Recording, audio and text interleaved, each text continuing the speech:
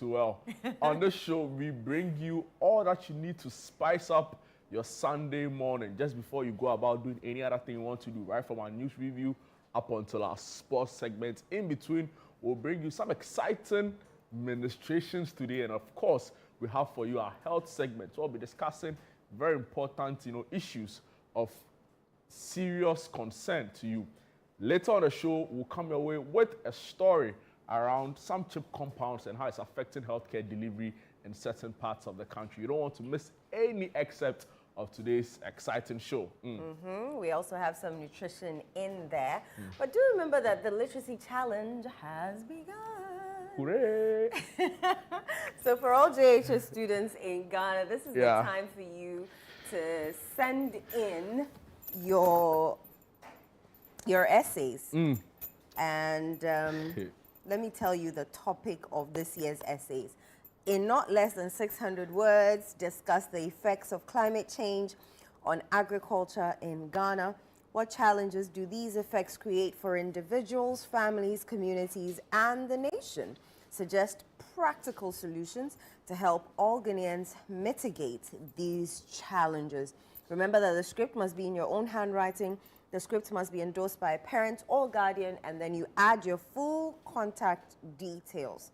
So remember all of that. You can win 10,000 Ghana cedis, a glitzy trophy, and bragging rights. Bragging rights, they need them past the money self, But it's important they win. And of course, there'll be products from some of our sponsors, right?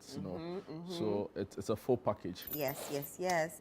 And don't forget that the deadline for submission of the entries is Saturday, 26 July 2025. Literacy Challenge 2025, powered by City FM, supported by Channel 1 TV, and sponsored by Belmu and GB Assessment. Shout outs to them, hoping a lot more can join. Of course. This really worthy cause. We can't wait for them to come on board. Yes, so the number to call if you're interested in becoming a sponsor or asking for more information, 0205 973 973. 0205 973 973. That is the number to call to be part, to inquire or to, come and sponsor the Literacy Challenge 2025. Today for my quiet time, yesterday I saw a lot of people have been talking. Social media has been awash with, a lot of comments from Ablekuma North, politics in general, the conduct of some members of parliament, all of that from our appointees, and it's interesting. But today I read Nehemiah chapter 8, verse 10. I don't think I've actually used Nehemiah for my quiet time before, but go ahead. I read Nehemiah chapter 8, verse 10. And what did it say? And it says that the joy of the Lord is my strength. So I want to use to encourage the two of us. That the joy of the Lord is our strength. The joy of the Lord is our strength, and any other body watching, that Charlie. But people are going through things, right? People are, I'm not even trying to be a motivational speaker today, but you go to Rage Hospital, for example, you see people, there's a lot of despair. People have lost hope. People are not sure what the future looks like. And people are sad as a result. People are in depression, all kinds of situations. Somebody's chasing some money, somebody's fighting, it's like some marriage, somebody's like fighting, being betrayed, But I want to tell you today that the joy of the Lord is your strength. The joy of the Lord is your strength. Nehemiah what? 8:10. 8:10. I was in Ablekuma, Charlie. There were flying stones, Charlie. We were here throwing in the blows. newsroom. We're doing production. We're like, now Jude, no, we want the news, but he better be careful. There were flying stones, throwing blows, Charlie, macho. But in all of it, the joy of the Lord is our strength. It was my strength, and it still is my strength. Our strength. Right, let's do the headlines quickly, and then we can delve into some of the stories. I'm going to start with channel1news.com. The one is the digits one. Some of the stories you'll find on our portal. Ablekuma North, St. Peter's Methodist Church condemns chaos on its premises. Mahama Zelensky discussed drone deal to tackle Sahel terror threat. Mahama appoints George Owusu as acting CEO of National Ambulance Service. Ablekuma North, violence was a police strategy failure, security analyst. Ekwefriye defied party decision to contest Ablekuma North rerun. Haruna Mohammed says so. NPP must apologize to Efriye party members. Inus Afuseni says so. Other stories you'll find on our portal. MPs condemn violence in Ablekuma North rerun. In Ashanti region, 31-year-old arrested for allegedly stealing prepaid electricity meters. Families demand answers after Air India crash report. Mahama orders scrutiny of shipping line charges, demands parliamentary approval. Ablekuma North interdiction isn't justice. Prosecute officer now. GJA to police. ECG rolls out Operation All Must Pay to recover arrears from July 14. Ablekuma North, Interior Minister condemns assault on journalists, promises swift probe. Ablekuma North Police interdict officer captured assaulting journalist in viral video. And we have some pictures from Ablekuma North's rerun. Let me give you a bit of business and what's happening. Government to present 2025 mid-year budget review to Parliament on July 24. Minority urges transition period for 1D, 1F companies amid cancellation threat. AFDB attains Edge Move certification, marking a new milestone in gender equality. Goldfields Foundation urges bold CSR investments in local communities. Ghana secures $30 million grant from China for a flower market project. Ignore staged $100 million EMP Evid Gold project signing. Azuma Resources. South Africa rejects U.S. trade tariff justification, pursues diplomatic resolution. IMF Executive Board approves $370 million disbursement for Ghana. Jude. Eno, let me take you to the citynewsroom.com. Ablekuma North Chaos St. Peter's Church to withdraw as coalition center. Now, as early as 6 a.m. when I was there on Friday, I reported that the church had called the presiding officer and at the time were refusing to grant access to the church, to the EC to be used for the church to be used as a coalition center. Of course, some calls came from the regional EC office and they held back and they allowed. But after what has happened in December 2024, I agree with them. And now, I completely agree with them. they are hoping or seeking to withdraw as a coalition center. Moving on to some other stories here. Planned power outage expected today as ENI shuts valves for gas upgrade. That's coming from the Minister, John Jinapor. Basic schools to reopen September 2nd for 2025-2026 academic year. That's coming from the Ghana Education Service. Ablekuma North, St. Peter's Methodist Church condemns rerun violence. Minority demands immediate action for stranded Ghanaian students abroad. Mama is in Equatorial Guinea for the AU Media Coordinating Meeting. Yesterday on the big issue, a political science analyst, Dr. Abdul Jalilu, commented on the Ablekuma North happenings, and he said, arrest Hawa Kumsin and other troublemakers. He said that the fact that she had a weapon, the pepper spray, meant that she had reached some electoral rules, of engagement. So he has been calling for the arrest of Hawa Kumsin. And of course, those who attacked her. Gertrude Tokono is in the news because Inus Afuseni says she's been creating an impression that she is above accountability. And like you rightly said, Ghana and Ukraine to deepen cooperation on food security, agriculture. Also a story around some drone services, right? So we'll see how that goes. And finally, Professor Jainano Pokwajiman, who's our vice president, has condemned the Ablekuma North violence, and she has congratulated the parliamentary candidate-elect, Irabna Orbin, from the NDC. And any other stories? Yes, I'm on graphiconline.com. Some of the stories you'll find on that portal. See the GES 2025-2026 academic calendar for basic schools. Other stories, parties accusers reveal death threats as Arsenal faces backlash. Which website are you reading from? Graphiconline.com. Oh, okay. See the areas that will be affected by ECG's planned maintenance. Bailiff jailed 4 years for forging judge's signature. And Vladimir Zelensky, Ukraine, open to helping Ghana secure its. Okay, I'll read that when I get to that. Other stories you'll find on that page. 10-year-olds expecting babies as Upper East Region records 2,436 teenage pregnancies. Professor Duncan chairs Traditional Medicine Practice Council. Ghanaian soldier who rejected Galamsey bribe gets promotion and UN posting. And a minimum healthy diet costs 15 cedis, 11 pesos. Sam George demands justice for 2019 assaults before any new investigations. And a tipper foils payroll robbery. All 149,500 Ghana cedis retrieved. Company driver on the run. And the GJA has condemned the assault on two journalists in Ablekuma North. And temporary closure of Kwame Nkrumah Avenue for urgent road repairs. That's according to the AMA. And yesterday, residents on the Ofankonsawam Road demonstrated and demanded for action on the deplorable stretch. Just 3 big stories here on News Center, because most of them you've already mentioned. High Court dismisses case by 500 ex-Anglo Gold workers. Also, GES reverts to old academic calendar for basic school. You brought that to us already. Ken Thompson chairs new 7-member ADB board.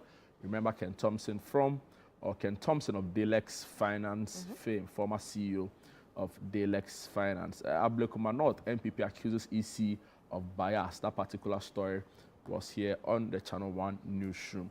And there's an interesting feature. How to use 5,000 Ghana cedis to plan for a marriage in Ghana.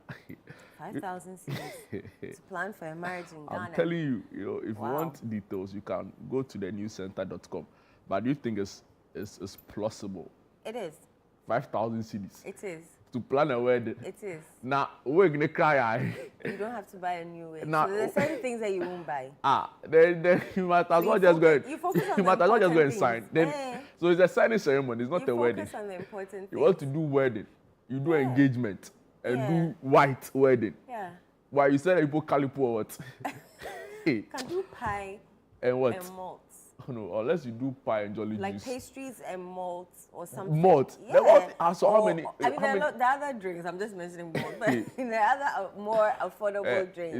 You can do the pastries and the malt or the... With 5,000 Ghana cedis. Yes, you can. No. If you are doing 5,000 guys, you are not going You're to not doing refreshments. The furthest you go in the refreshment is Juvita or Jolly Juice. The water cry, I'm not sure the bottle water. Those things exist anymore. Jolly Juice. Oh, is there? Oh, yeah. You know, right now you've outgrown it. If you want to get some, you see, so you know something about Jolly Juice. Yeah, and Juvita. Let's ask our viewers. Oh, yeah, it is. Yeah, I think it's possible. To use 5,000 cedis to do, I don't think so. You don't think it's possible? It's because unless you're going to sign. No. So even in the Catholic you buy Church, ring, you buy clothes, you buy in-law asosika. Is that what you call it? What? Asosika.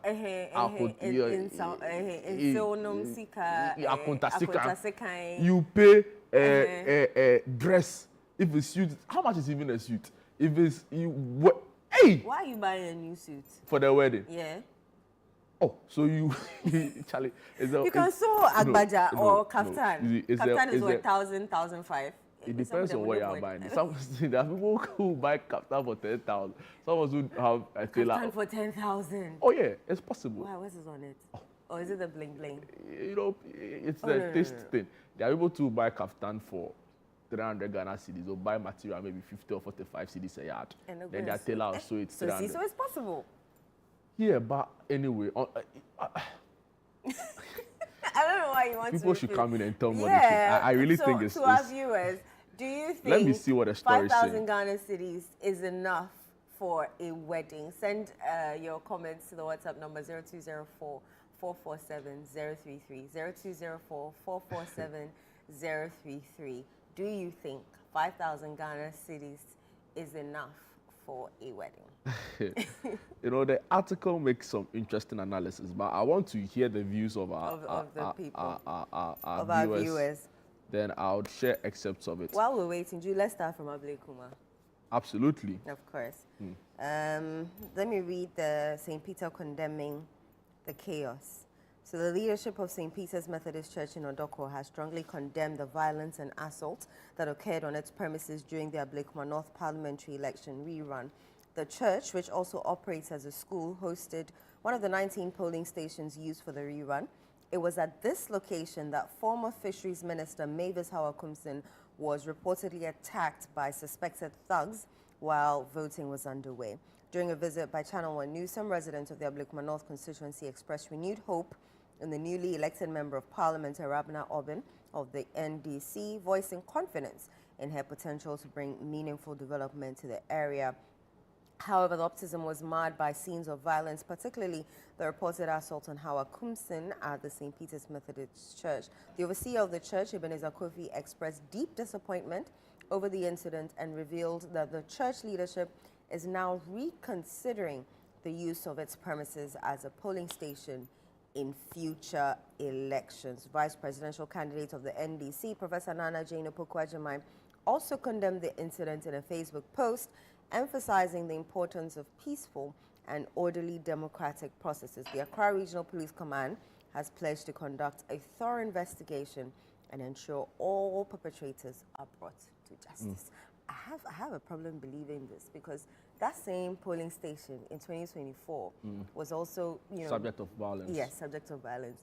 Did we get any, they said the same thing, the police said the same thing, or they did not say the same thing? They said the same thing. But at that time was under a different police leadership. So we should believe that this new leadership absolutely might conclude. Yes. But you were there, you were in the thick of things. What was the feeling like for you? And I'm not interviewing you, but... It's fine even if you are. Like I said, early on, the church, very early in the day, the church had reservations about the continuous use of the place as a voting center. Mind you, for the rerun, the church wasn't going to be used as a collation center, but it was a very mainstay, location for the election, mainly because of what had happened some 6 months prior, in December. So of course, when I got there in the morning, I could tell that there was a significant higher police presence there, even though they weren't armed, right? And, of course, I think the presence of Hawa Kumsin there, agitated, the people who went into attack there. Because I don't understand if why you watch, they're agitated by her presence. If I try to cast my mind back, she was clearly the target because they didn't go in to really destroy the ballot. They didn't, of course, their actions disrupted the process. Yeah. And in the scheme of things, other people got hurt. Yeah. In fact, who was Hawa with? Hawa was with the former Member of Parliament for Okaikwe South, okay. Dakwan Newman. Dakwan Newman. Okay. She was standing with Hawa, but she was relatively untouched. Police came to her aid. So they Hawa was the whisked their target. way, but it was clearly Hawa was the target. And in the process, MPP party agents got hurt. A journalist was also assaulted. Yeah. I saw her with a swollen face. Yeah, I saw that. And she was weeping uncontrollably. Yeah. And of course, the MPP party agent too was also hit and had pepper spray all over her face. So, casting my mind back to the activities of the day, right? People have said, oh, the police could have done a lot more, right? Yeah, that was my thinking. Yeah, Because when the men were entering, it seemed they kind of like gave them way. There was some kind of resistance, but they realized that they were clearly overpowered, And they were also unarmed. At the time, they weren't armed. Right. So later we saw some reinforcements coming. That was when tempests had been calmed, completely. It's interesting, but back to the story, right? I'm not really surprised this is coming from the church because, like I said, early that Friday morning, it was almost as though they weren't in the known that they were going to use the church as the voting center. In the previous election, there were 2 police stations there, but for Friday, there was only 1 polling station. Some 464 persons were expected to cast their votes there.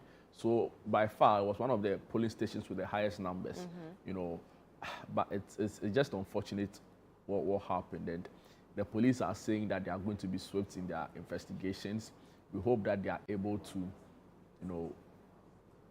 the pictures of some of these attackers are already out there. Yeah. And I'm hoping that they really mean the words they put out and, ensure that they bring some sanity within the electoral space. But it was just unfortunate.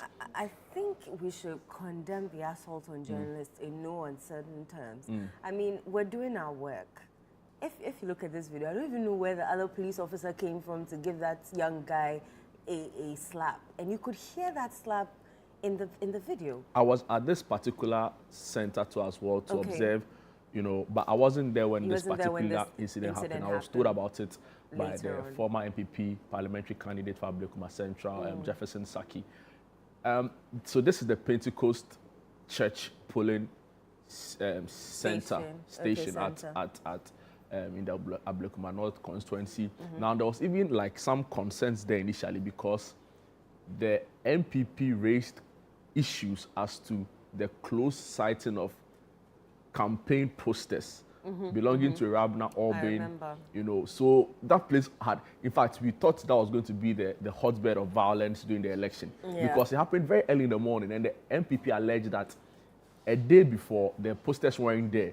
They only cited the posters this morning when they were, voting was about to begin, and they said that it was in clear violation of electoral laws concerning campaigning close to a polling station. So, and at that time, almost everybody was there. In a relatively short period of time, the Accra mayor came there, the Ablekuma North mayor, Kalamu, was there, the Ayawa, Klole Kote, MC, Honorable Gezi was there, party officials. To resolve the issue or take we down don't know. We don't know, and it's a very, it's like some hideous place. So it's very close by the roadside. So when few people gather, it looks like it's a lot already.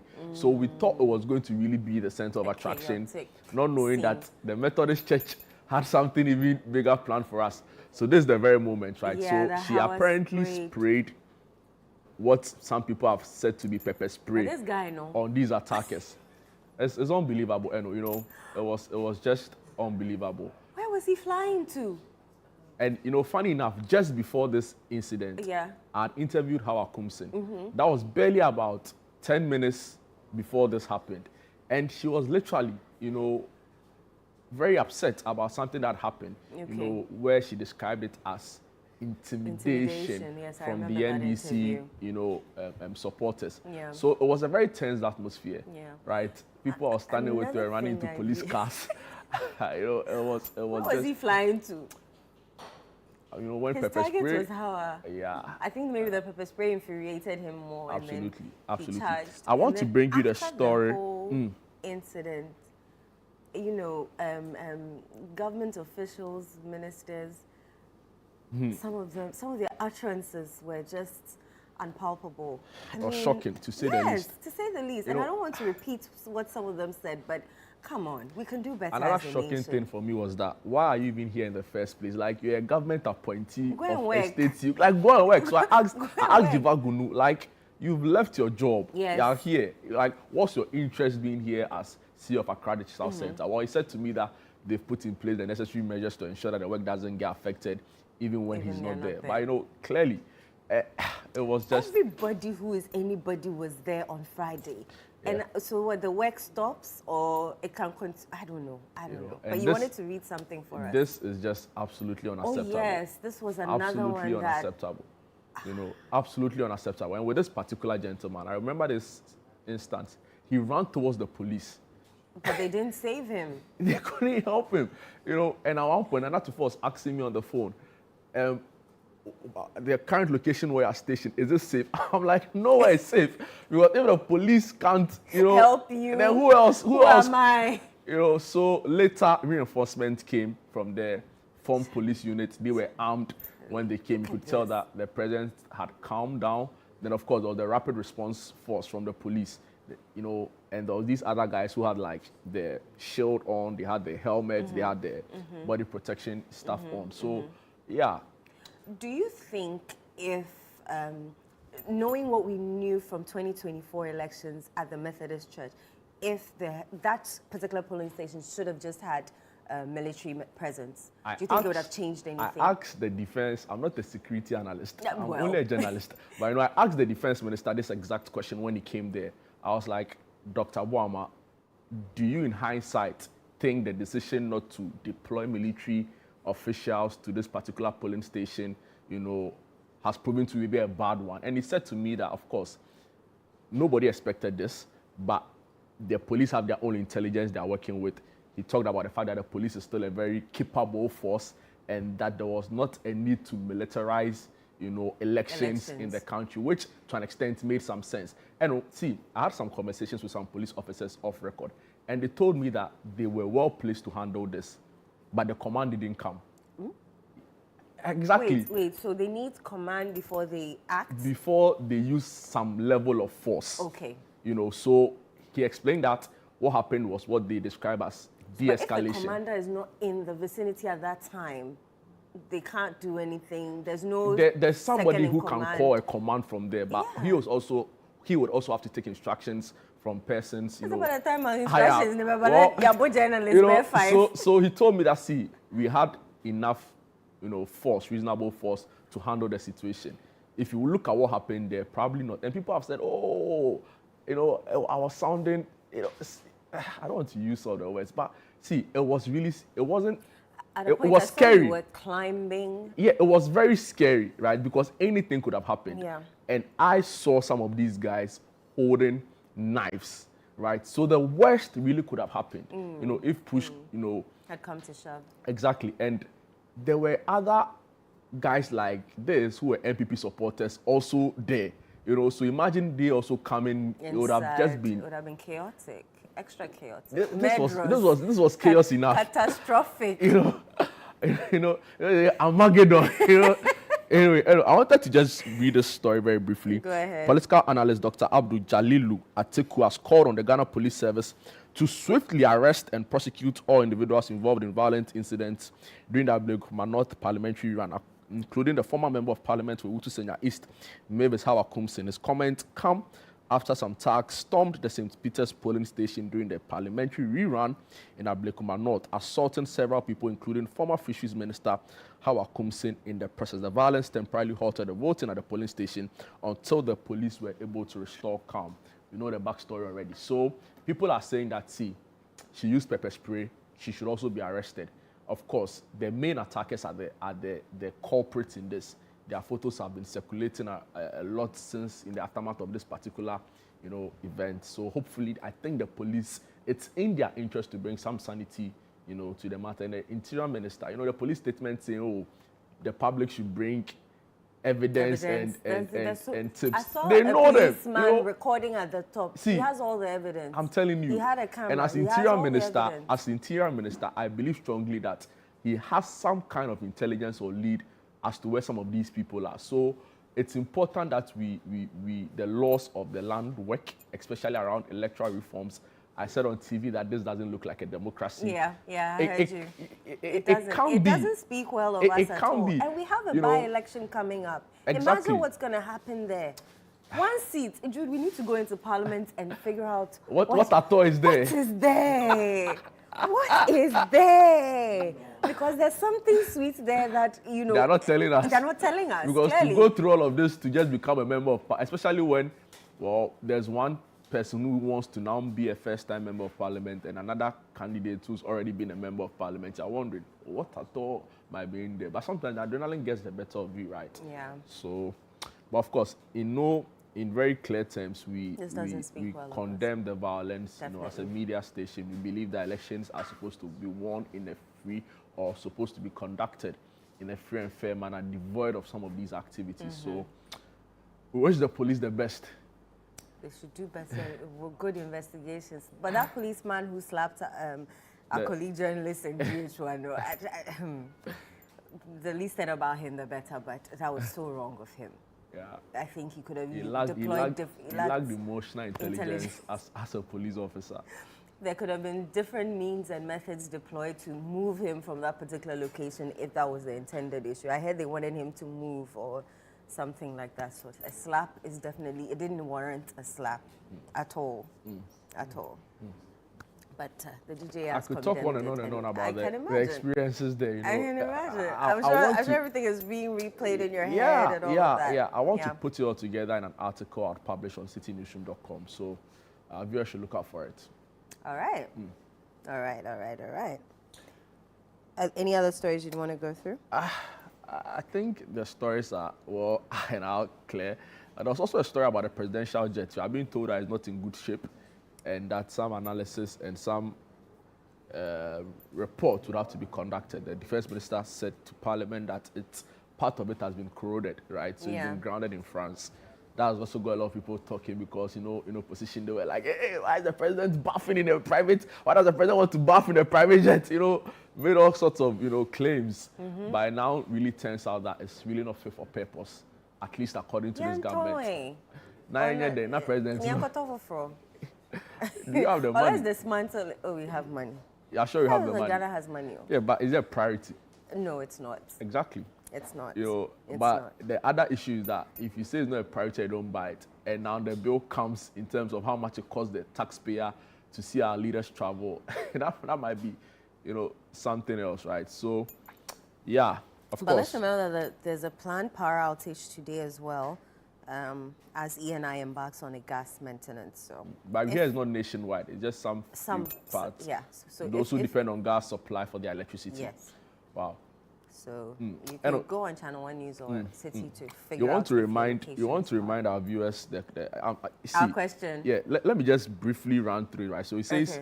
Earlier we talked about the fact that you can use 5,000 cedis to plan a marriage, and now the breakdown says that the traditional marriage rights is 1,500.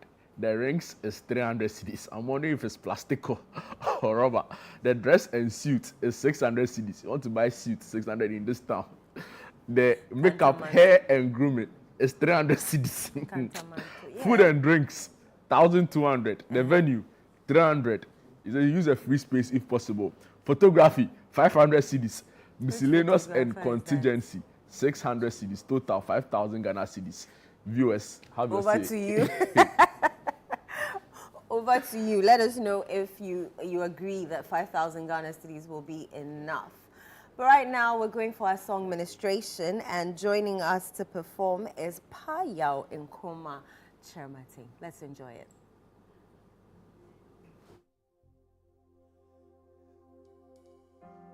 Bless the Lord, oh my soul, oh my soul, worship His holy name, sing like never before, oh my soul, worship His holy name. Bless the Lord, oh my soul, oh my soul, worship His holy name. I'll sing like never before, oh my soul, I worship His holy name. Come on, sing it. Bless the Lord, oh my soul, oh my soul, worship His holy name. I'll sing like never before, never before, oh my soul, I will worship His holy name. Holy name. Say it again. Bless the Lord, oh my soul, oh my soul, worship His holy name. Sing like never before, sing like never before, oh my soul, worship His holy name.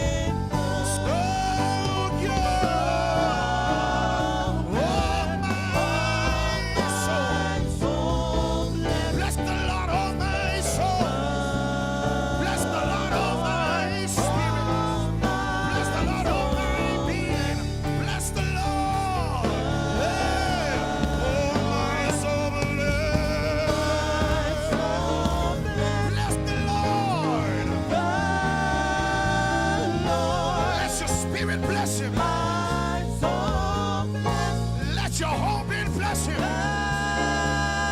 I will bless the Lord. I will bless the Lord. Oh, my soul. Oh, my soul, bless him. Oh, my spirit, magnify your maker. Oh, bless you. So I will bless the Lord. My soul. And all that is within me. My soul. Bless him, bless him, bless the Lord. Oh, my soul. Oh, my soul. Bless the Lord. Say it again, yeah. Oh, I will bless the Lord. Oh, my soul. Yeah. That is within me. That is within me. My soul. Bless the Lord. Oh, my soul. Oh, my soul. Oh, my soul. Bless the Lord. Oh, my soul. Bless the Lord. Oh, my soul. So bless the Lord. Oh, my soul. Bless the Lord. Yeah. Bless the Lord. Oh, my soul. Bless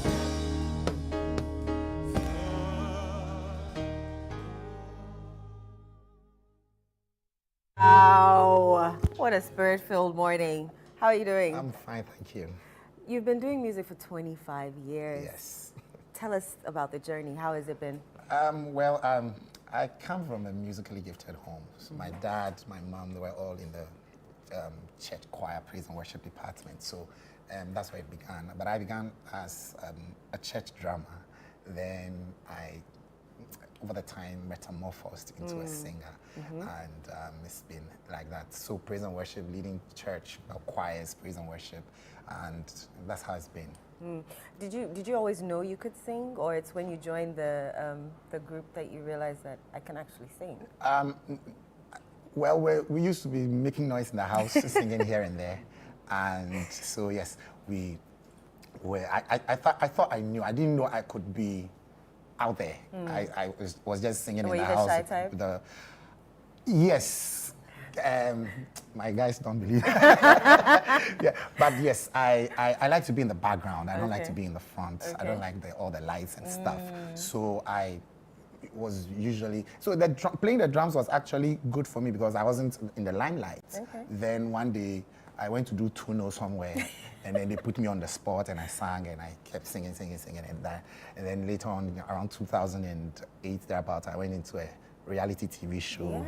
Yes, I was about to ask about that. How did that shape you? How did that form you? How did that, tighten the process of you becoming a musician? So that I mean, gave me a lot of exposure in terms of stage work, lights, and all of that. Like I said, I'm the kind that wants to be in the background. Yeah. But when you go on there, there's nothing you can do. The lights are on you, the cameras are on you, and all of that. So yes, that shaped me. That even gave me a bit of knowledge on how TV works and all of that. So yeah, it actually did really help. Even though I did not win, I think that it really has shaped who I am now. And we just give God glory. Thank God. So you're deputy head of music at Royal House Chapel. Yes. You're a family man. Yes. You have your own business, I'm sure. Yes. How do you combine all of that? You also have ministry. How do you combine all of that? It's just a matter of putting things where they're supposed to be. Ministry comes easy for us because we've been doing this thing for a long time. So that one is just like your preoccupation, And then the other stuff, putting family together and all of that, all of that also comes because when you grow, you learn, you mature, and all of that. And the business part is because it's my own business, I know how to schedule stuff so that one doesn't eat into the other and one doesn't suffer the other, if I can say that. So, I mean, it's for me, if I can say it's difficult, but it's very easy also. All you have to do is to know Apportion your there's time properly. for everything, and then, Right. Yeah. Let's talk about your new song. But before then, tell me a bit about the writing process. You write your own music. Yes. How does it come easy? Is it difficult? Or God just drops it into your heart? I write some of the songs, and I have friends who write some of the songs for me. And some of the songs I write, and it's incomplete. And my guys here say, okay, let's add this one, let's put this one there, let's put this one there. So, and that's how the writing process comes. This one that I just released came when I was walking one early morning for my normal, usual morning walks. And I was listening to the audio Bible, and then it got into Psalm 103. And then it says, bless the Lord, O my soul, and all that's within me, bless his holy name. Bless the Lord, O my soul, and forget not his benefits, and blah, blah, blah, blah, blah. So it just dropped in my spirit.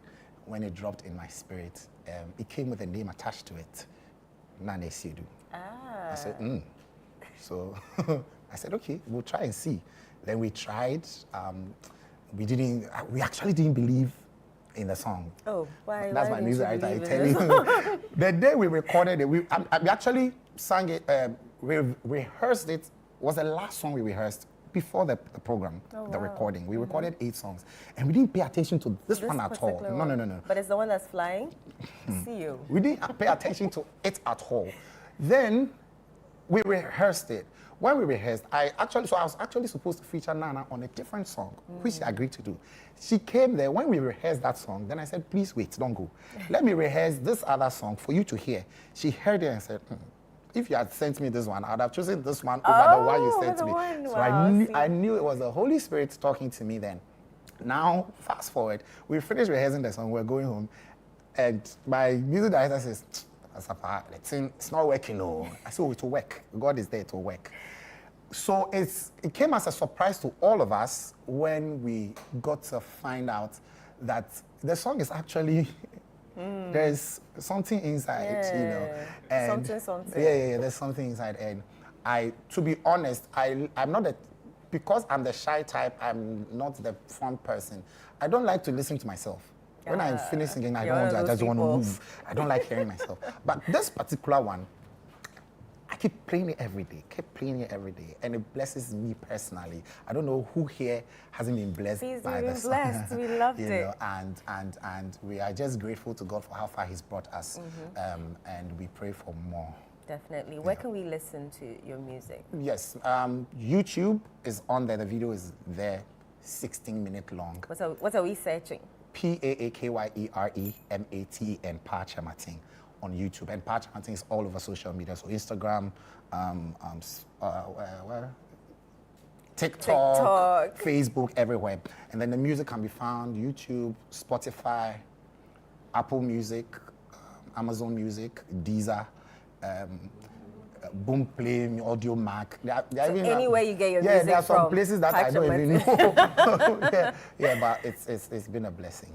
Right. Okay, I'm going to leave you to sing again. Are we playing the video before, director? Okay, so we're going to see a little bit of My Soul Bless the Lord, and then Pa will continue with his ministration.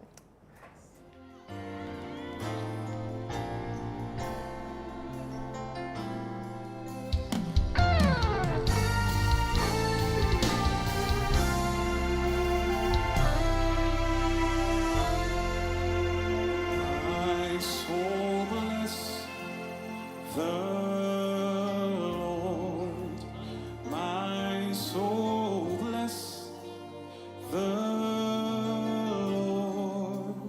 My soul bless the Lord. Oh, my soul bless the Lord. Oh, my soul bless the Lord.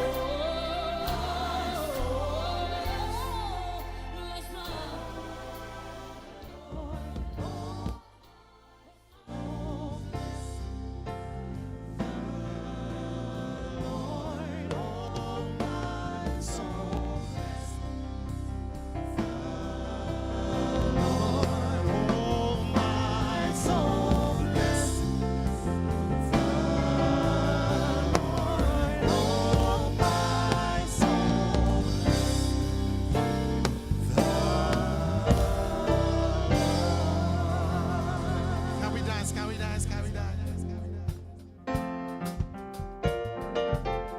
Put your hands together, come on, wherever you are. Yeah.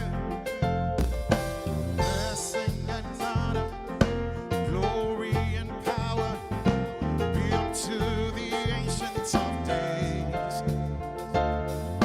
From every nation, all of creation, bow before the ancients of days. Blessing and honor, come on.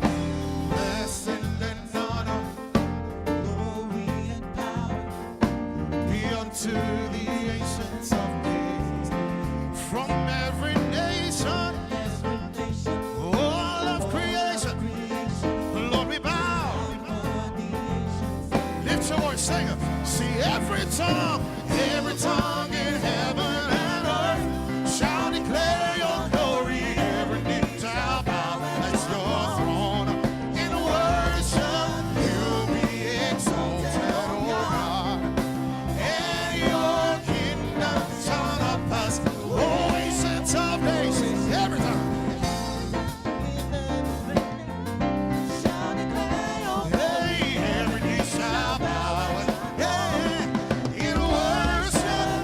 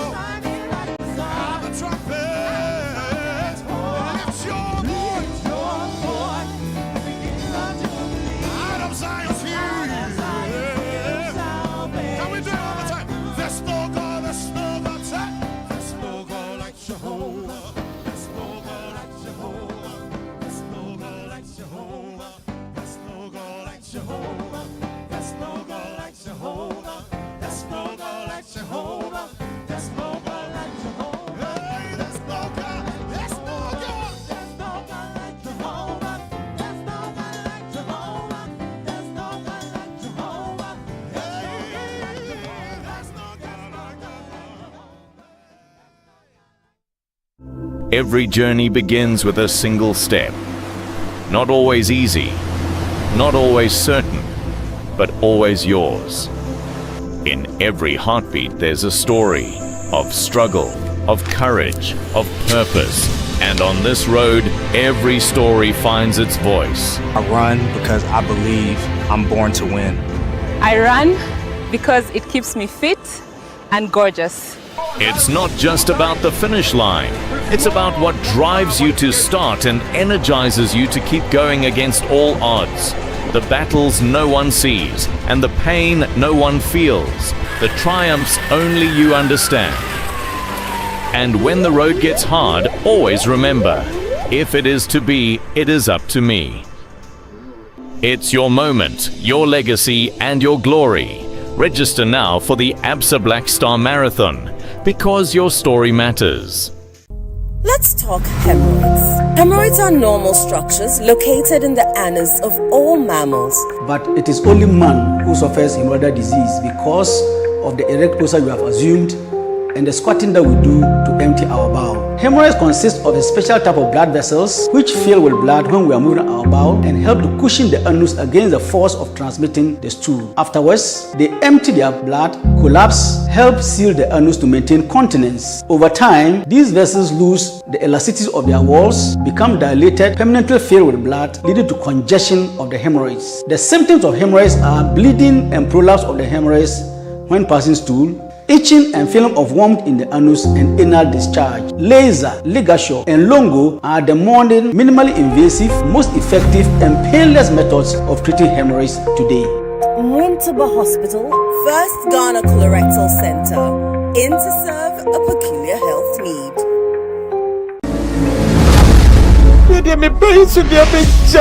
Sister, me dad, you bet you be an ambition. I could eat that. Me many tears, some of them is a kind of set. Baby, that's what it is. Sika, sit down to the moon. Juju so more. Baggy the one there. You baby free. So what you say bag number? One number to show. Wow. That's a minute one for you. Nana Monsolio. Hey!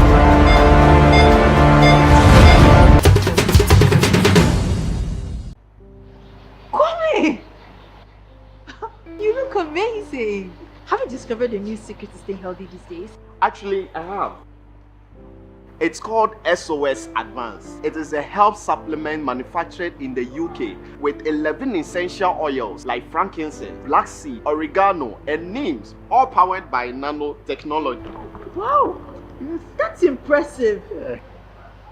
What does it do? SOS Advance supports your immune system against invading pathogens, including viruses, bacteria, and toxins. It also provides antioxidant effects to help combat free radicals and reduce oxidative stress on your body. Wow, I really need this. Like, I've been feeling off lately, but I can't pinpoint exactly what the problem is. Oh, easy. I think you should get it. You can find it at every pharmacy nearby. There's a pharmacy here! Let's go! Thank you. I beg his womb is pain. Pregnant and lactating mothers should contact their physicians. This advert is FDA approved.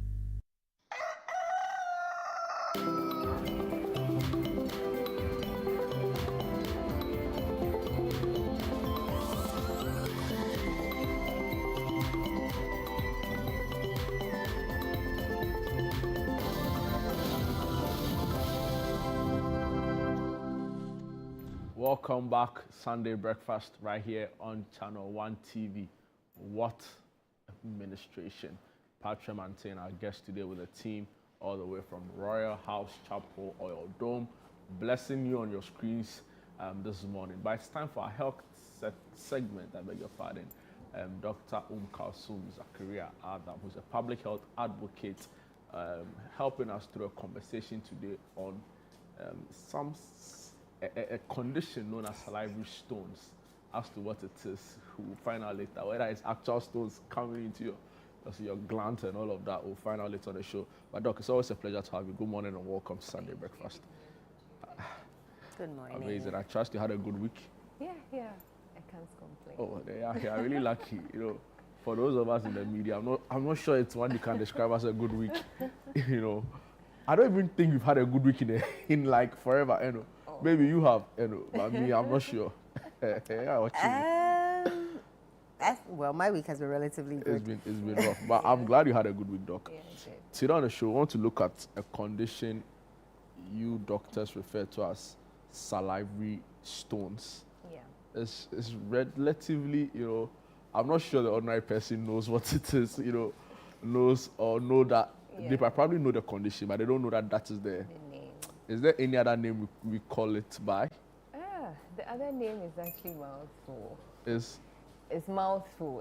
It's actually a medical term. If we don't know the salivary stones, then I'm not even sure we'll probably know the other one. Salolithiasis. Oh, I beg you. The salivary stones, if we don't know it, not salolithiasis. Salolithiasis. Let's stick with it. Let's stick with the salivary stones. The salivary stones. Okay, wow. Yeah. So salo being coming from the salivary gland. And lithiasis being It's Greek. So salolithiasis, or commonly you can just say salivary stones. Okay. I'm sure a lot of people may be wondering, hey, how can a stone end up in my mouth? I'm one of them. I was eating. I'm one of them. A stone maybe from the ground ended up in my mouth. No. So that's not it. So salivary stones, they are basically calcified organic masses that can be found within the salivary structure, either the duct or the gland itself. So when we say salivary glands, maybe let me just put us in perspective. Salivary glands are basically some glands that are found within the head and neck region that help produce saliva. Okay. So we have the major salivary glands, and then we have the minor ones. Now, the major ones are usually they are paired, so there are about 6 of them. So we have 2 of them just around the ear, which we call the parotid. And then we have another one just below the jawbone here, which we call the submandibular. And then we have another pair just in front of the jawbone in the midline, which we call the sublingual. So they are the major paired ones.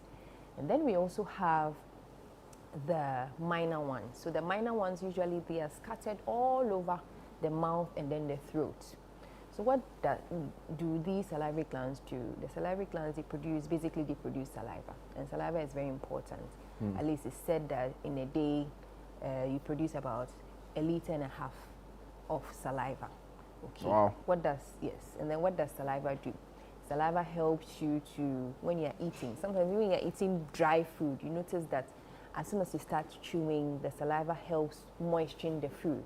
Imagine if you didn't have saliva in your mouth. What will happen is that these hard crackers that you were eating will end up causing trauma and ulcers in your mouth as you are chewing it. Okay, so it helps to moisten the food. And aside it's moistening the food, it helps, you have taste buds all over your mouth. So the taste buds will help you taste and know the kind of food that you are eating so that you can enjoy your food. It also has some enzymes within it that help with the beginning of digestion. So like your glucose starts to digest within your mouth, and then it goes down to the other part of the GIT and it continues with the digestion. Okay. The other thing is that it contains other antimicrobial agents. So like but it serves a bacteriostatic effect on anything that you put in your mouth. So it reduces the proliferation or the replication of bacteria or microorganisms within your mouth, so that you don't end up with any infection. So these are a few, in a nutshell, the functions of saliva that, and even now, you can actually use saliva as diagnostic sample. So it can be taken and then it helps you to be able to diagnose certain conditions that you may have. Okay. So now back to the stones. How do these stones form? Now, stones form in any part of, so the salivary gland is there and then it produces the saliva. But then before it gets into the mouth, it needs to pass through tubes or channels. Okay, so now these tubes or channels, we call them the ducts. Okay. So saliva or salivary stones can form in any part of these tubes or even within the gland itself. Okay, so within the tube, basically we would say that any part of the tube where you find something that has calcified, okay, we can say that you can suspect salivary stones. Now, there are so many theories associated with this formation.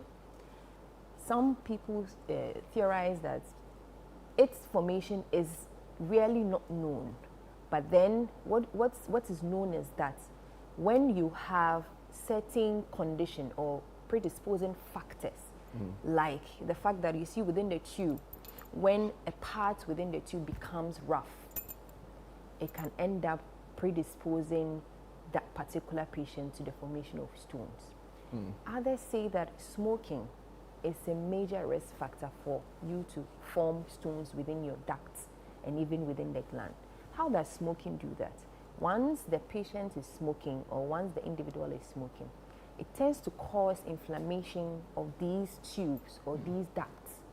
And then recurrent inflammation of these ducts will tend to cause roughness within these tubes. So now instead of the saliva which has been produced within the gland having a very swift flow into the mouth, it tends to stay in that rough area. So when it stays in that rough area, coupled with the fact that because the smoking has an effect on reducing the antimicrobial effect of the saliva, so it reduces that. So now that rough area, you have your saliva staying there, and then microorganisms can now come and inhabit on those little spaces, and then that will lead to the formation of something we call a nidus. So a small nidus will form, and then now you have calcification happening around that little nidus, and eventually it tends to grow and keep growing and keep growing. We say that salivary stones end up growing about 1 millimeter per year. So that is what is stipulated. But then these stones can range they have a wide range of sizes. So it starts from a millimeter to about 10 millimeters. Those are the small ones, and then you have the larger ones. You can have as large a stone which can be as large as 3.5 centimeters. Okay, and it can be within the tubes as I have mentioned, or even within the gland itself. And these stones, they tend to cause obstructive symptoms to the patient. When I say obstructive symptoms, it means that when the stone forms within the tube, it means that if its diameter is the same as the diameter of that tube, it will block it. Okay, so now when it blocks it, it means that anytime we sense food, and then you know the first thing when you sense food is that your saliva or your salivary glands start to produce saliva because it's preparing for the food that is coming in. So it would produce the saliva, but it won't be able to get to the mouth. So that's when the patient will start having signs and symptoms of what? Obstruction.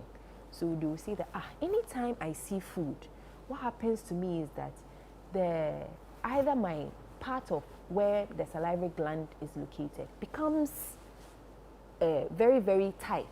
So it becomes swollen. It's because the saliva cannot get to where it is supposed to act because of that stone that has actually blocked it. So the blockade can either be partial, meaning that maybe there will still be a little bit of space around it that the saliva can still get past it, or it's a complete blockade. Complete blockade meaning that anytime the saliva is produced, or anytime you have food, you won't be able to have the saliva get to where it's supposed to act. So the patient will end up having swellings that will be painful, but that swelling is very characteristic, which is around meal times. So we call it periprandial swelling. So it's around your meal times, and then also pain associated, especially when it has to do with the parotid gland, which is also paired because of the nerve that passes through it. You see, so the patient will present with that. Oh, I end up having swelling, and then sometimes I feel that this part of my body is reddened anytime I'm coming to eat. So all of these are signs and symptoms. And then because of that tension, and if the obstruction is not relieved, it tends to cause what we call bacterial sialadenitis, which is inflammation of the gland itself. So eventually, there are times that people may even end up having low-grade fever associated with this obstruction that they may have. And then also, they may end up having this foul, purulent discharge because of the fact that the saliva has been there for a very long while. So now there's superimposed infection, and then when it's coming out, you see that it has this creamish color, and then it's also purulent. So these are some of the signs and symptoms that the patients may present with. And salivary stones, basically, some literature will tell you that 12 in every 1,000 people may end up with salivary stones. Okay, and that's quite a number, because if people end up having salivary stones and people are not aware of it, it's important that we talk about it so that people look out for it. And if they have any of these signs and symptoms, they quickly come for proper assessments and then diagnosis. So what are some of the risk factors associated with it? One of the main risk factors is dehydration. So if you are not hydrating as much as possible, can predispose you to getting salivary stones. Some people may even be hydrating, but then they are on other medications that would reduce the what's the name, your water supply, or that will dry you up, like maybe in patients who have diabetes or in patients who have hypertension. So in these patients, you tend to give certain medications that will reduce the water within their body.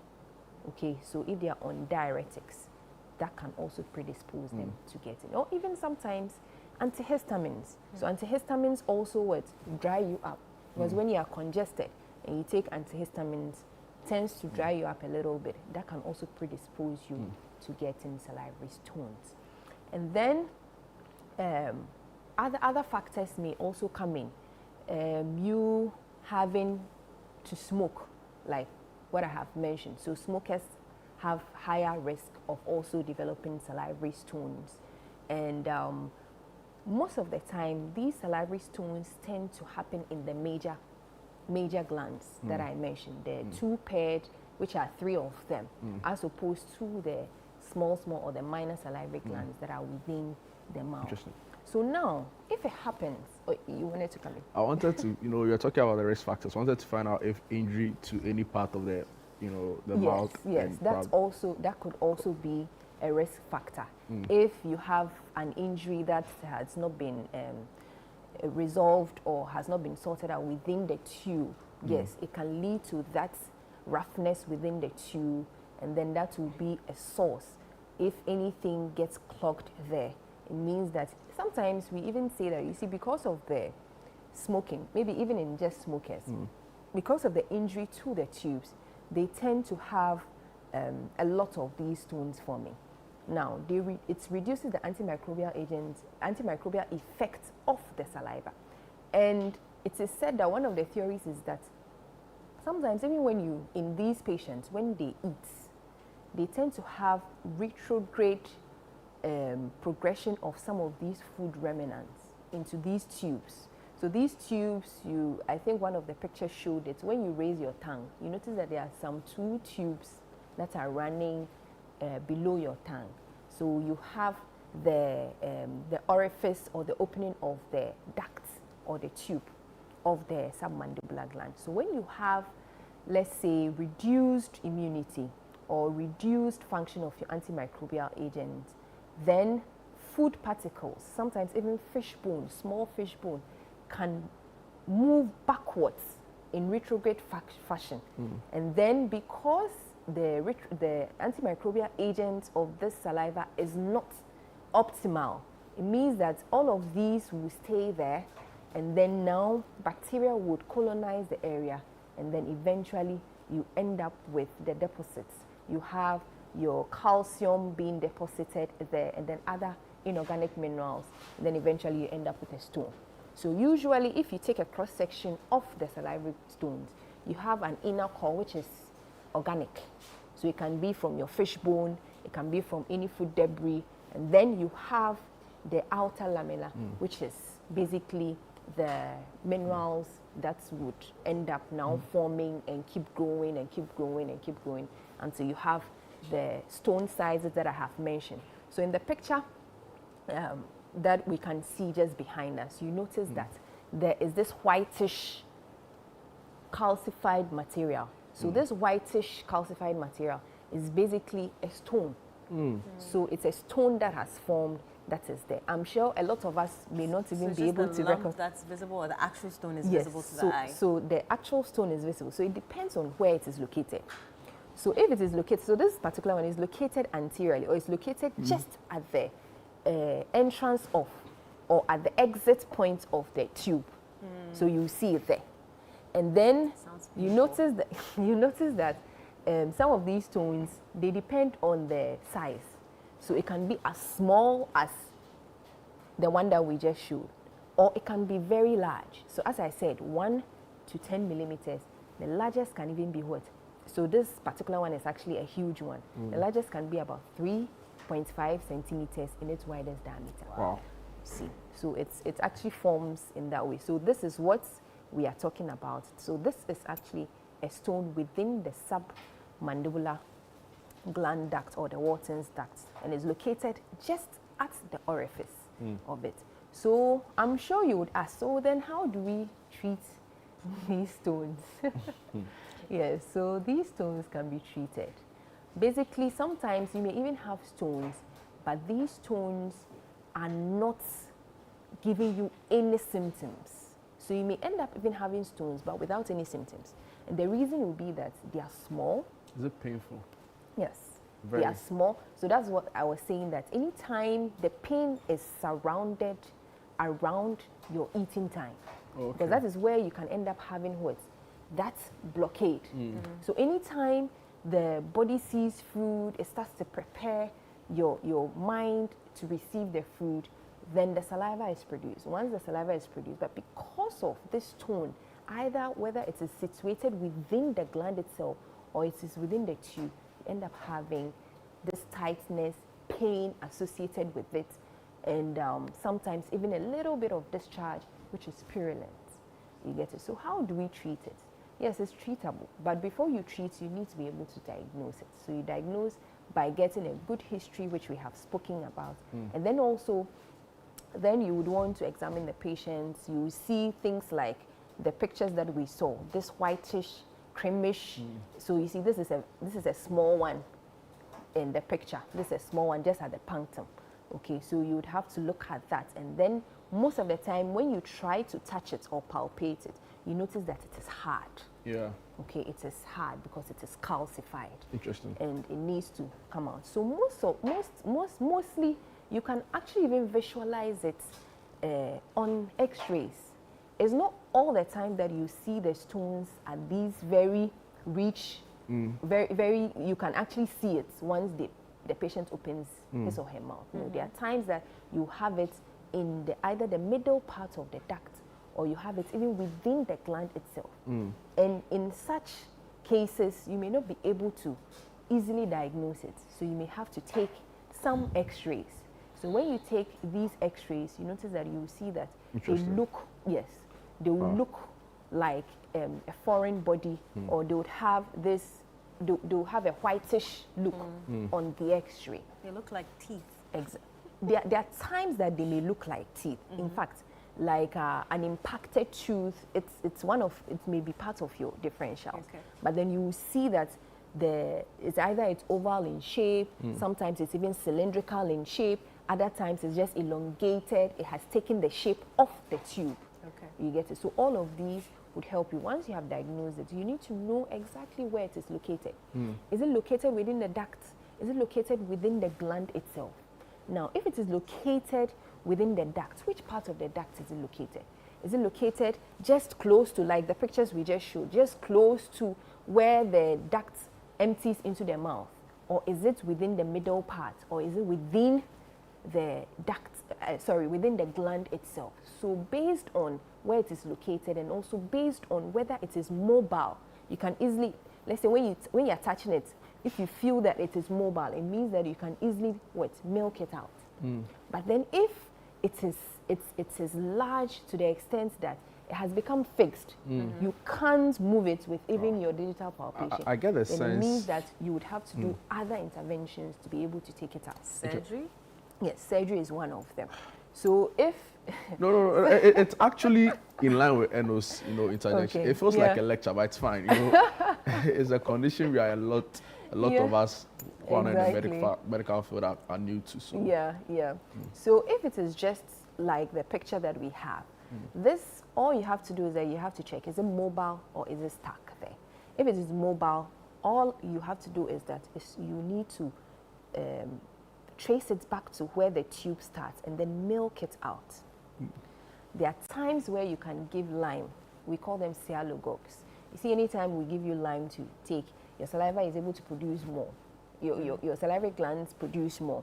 So you would want to facilitate more production of saliva so that as the saliva is coming out, it can flush it out. Okay. You get it? So lime is one of the sialogogues that you give. Or even sometimes, even pilocarpine and all of that. But lime is okay. Once you give lime, it will stimulate the salivary glands to start producing the saliva, and this can flush out nicely. Now, if it is even at this orifice that you see, but you notice that it's not small, it is not mobile, then it means that what you can do, you have to do some minimal surgery. So you need to cut a little bit around it, and then now you take it out. Okay. But if it is located within the middle part of the gland, where you can't see, what you can do is that you can still do surgery. So the surgery would be that you go in there, locate where it is, and then you cut around it again, and then you take it out. And then you make sure that you maintain the patency of the tube as you have taken it out. But now, what if it is found deep within the gland? If it is found deep within the gland, and you have assessed and noticed that maybe that particular gland, because it's been there for a very long time, so what happens is that the symptoms go and then they disappear, and then they come back, they disappear and they come back. That means that it may have caused some fibrosis, long-standing fibrosis or destruction to that gland. Then it means that the whole gland would have to come out. So you'd have to do surgery to take out the whole gland. Wow. So these Can are you the survive different. without Oh the yes, gland? you can. You can actually. The submandibular gland, if you take one of it out, the other one is there at least to still serve you. It's like the kidney. Exactly. If you have the parotids as well, it also depends. If you take one, the other one is there. You also have hundreds of other minor salivary glands within. There are some questions here for you. Good morning. It takes me a very long time before I can swallow while chewing food. I also drink a lot of water and I don't smoke. This is Enoch from Upper Wage. I guess he's trying to find out if... Okay. He's at risk of... Okay, so he says it takes him a lot of time before he can swallow. So, why would that happen? It could be that the lubrication, but I'm not sure if he feels dryness within the mouth. If he feels dryness within the mouth, then that is another condition that you would call maybe xerostomia of some sort. So xerostomia is that when you don't have saliva being produced because of certain conditions that may have affected the salivary glands. So that he can be treated for it. There are times that he may end up having to give artificial saliva to people so that it can lubricate their mouth and then they can end up eating the way they should. Artificial saliva? Yes, artificial saliva. They are actually available in the pharmacies. I have so many questions. I'm not sure time will allow us. But you talked about comorbidities, right? And how it could also, as a risk factor. Yeah. I get the sense that it makes the treatment much more complicated. Yes. So most of the time, if you have any of these risk factors, you need to be stable. So you need to be stable to be able to undergo any of these treatments. Risk factors. Interesting. So if it is, let's say, diabetes or it's hypertension, it needs to be treated. You need to be stable. Interesting. So you are stable, you've been stabilized before you can go under the knife for anything to be done. And I realized that this is one of the first times you've not also talked about alcohol or the use of it being, a causative factor. Yeah. There's no relationship whatsoever, right? No, not directly. But smoking there is? Yes, smoking directly. But you can drink your beer if you are. Tonsil stones? No, so tonsil stones is also another. So there are a lot of stone-forming conditions. Okay. So, can you imagine? So then when you have stones formed in the tonsil, Then you can call it tonsil stone or tonsilloles. When you have stones formed in your gallbladder, you can call it cholelithiasis. If you have stones formed within the urinary system or your renal system, then you call it the nephrolithiasis. So it depends on where the stone formed. is being Yes. formed. Wow, interesting. Yeah, definitely. How long is the downtime, let's say, if you have it removed? Can you immediately start eating again, or do you have to usually do recovery. fluids? Well, usually recovery should not be. It's actually a very smooth recovery that you have, in the sense that post-operative day 2, 3, you should be fine.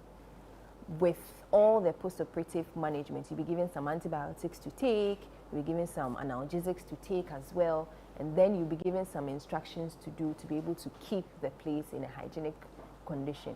Maximum in a week's time, you should have had at least close to 50% to 70% recovery.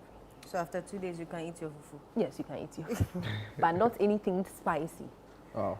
Okay. So you should be then soft can't that. eat fufu. Yeah. So well, fufu usually goes with some spicy soup. Exactly. Exactly. Yeah. So basically, that. All right. When it comes to salivary stones and salivary lithiasis. So it's important. It's very important. And if you're out there, you're watching us, and possibly maybe you have been battling with a few of the symptoms that we have mentioned, you may have had your answers today. So try and then visit the hospital as soon as possible so that you are properly examined and diagnosed and given the care that you really do need. Dr. Kalsum Zakaria, thank you so much. Thank you. Someone's asking, I'd like to know if it's related to fraudulent saliva. I don't know what that is. Let me open it. People are now coming up with their Can own you terms. imagine? You don't come and ask. Please, we'll show it to Doc later, but we have to go now. So there's a chips compound in a community called Jakpahi, and it has been abandoned, leaving the community without access to health care. Let's go and watch. Its physical structure, the CHIPS compound is yet to be stocked with medical equipment, essential supplies, or assigned health personnel, making it impossible to serve the intended purpose. Community members say they continue to walk long distance, sometimes over 10 kilometers, to access healthcare services in neighboring communities, a situation that poses a serious risk, especially for pregnant women, children, and the elderly. This structure has been completed and left to rot. And then right now it is starving the people. And then in terms of healthcare delivery, this particular community has been left in the darkness for a very long time. They have to travel far distances to access healthcare where they have the facility at their doorstep. But the question to ask is, who are those responsible to ensure that the work is done very well, so that the people of Japan can also enjoy the quality of healthcare that we are all talking about?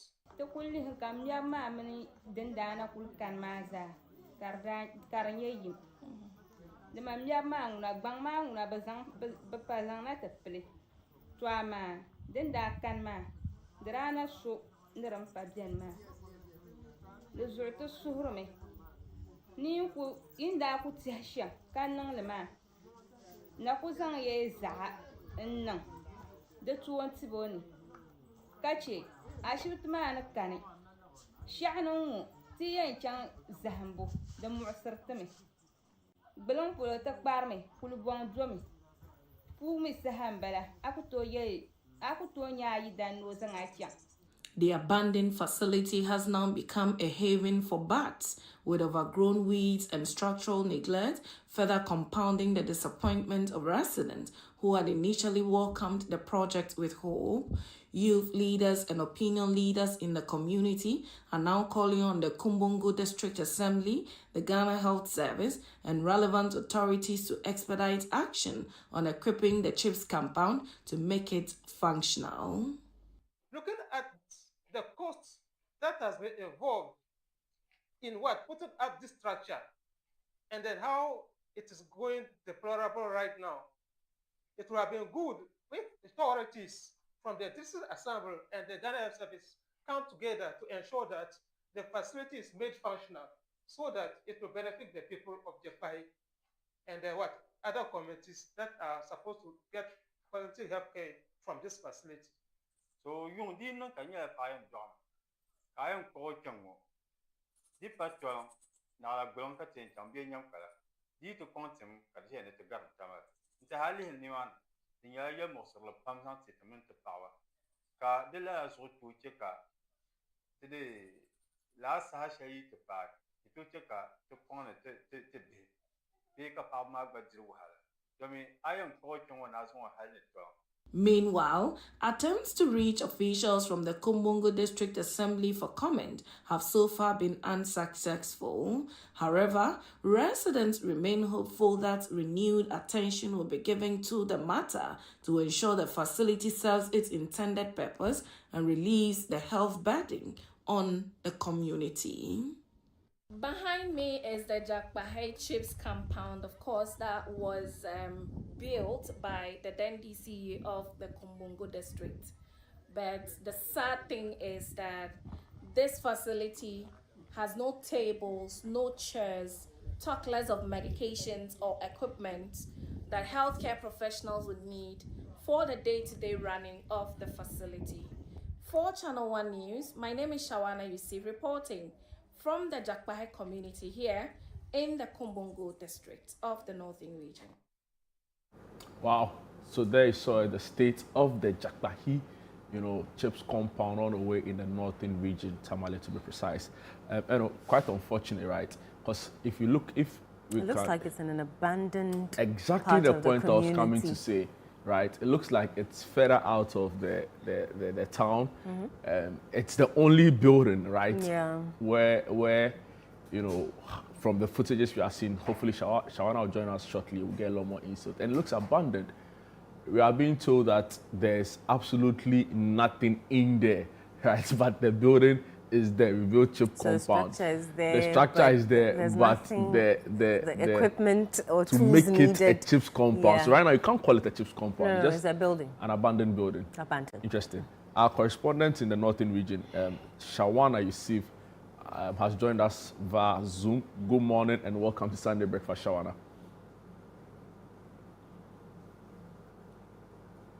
Hello, Shawana. Good morning and welcome to Sunday Breakfast. Hello, guys. Can you hear me? Jude, can you hear me? I can hear you loud and clear. I trust you are doing well, Shawana. Very well, thank you. Great. Not long ago, and myself were discussing the report you just filed on the abandoned chip compound in the Jakpahe community. And we're saying, really, that it looks like it's very far away from town. Can you give us a more descriptive, idea of where this particular chip compound is situated? Okay, thank you, Jude. So, Jakpahe is a community under the Kumbungu district. So, if you come to Tamale, there are two routes to Kumbungu. Either you go through Tolong district and then branch to Kumbungu, some of the areas that link Kumbungu and Tolong together, or you go through the main Kumbungu township and then drive all the way back to locate Jakpahe. But to make it a bit more easier, it's better to go through Tolong, that is through the UDS Nyangpala campus, drive behind the school. It's a bit far. It's one of the farthest community I've gone under Kumbungu district to go and file a story. And I mean, the people are suffering. Jakpahe is not any closer to some of the communities they use as an alternative so far as the issue of healthcare delivery is concerned. So yes, Jakpahe is a very far community. Interesting. For this particular chip compound you focused on in this report, when was it built? Are you able to tell us when it was constructed? Yes, so interestingly, what I picked from the community is that when this particular chips compound, empty building for that matter, was handed over to community authorities on the eve to the 2024 general election. So they Wow. handed this building over on the 6th of December 2024. So And it was handed over yes, without any equipment in there, without. nothing. So, Charlie. So But what the only thing I found within the building was an empty polytank. And they had a very small polytank for that matter. And they had no idea who were the health officials or officers were going to, who were going to be stationed there. So what happened was that they used to have some community nurses that were deployed to the area to provide healthcare to especially pregnant women. So usually they come around for weigh-ins, they book times for them or days for them that they come. And then these nurses, usually when they come to the community, I understand, sit under a mosque to offer these services. And when they are done, they go back. But it got some point, the district and the regional health directorate agreed to dispatch these nurses to nearby CHIPS compounds and health centers because they needed more hands. So they couldn't come to the community anymore. So now community members appealed to the DCE then to provide them with a CHIPS compound so that at least they can also apply for nurses to come to the community to be with them so that 24/7 when they need health service, they can easily access. But unfortunately, after the structure was put up, the promise was that I'm handing this over. Tomorrow is elections. You guys should do justice. Let's come back to power. Then I can finish the whole structure for you so that you can have healthcare very close to you. And I feel that people also felt disappointed by the fact that you want them to vote for you before you come and do the needful. So, I mean, they turned elsewhere. And that's how come this structure is here.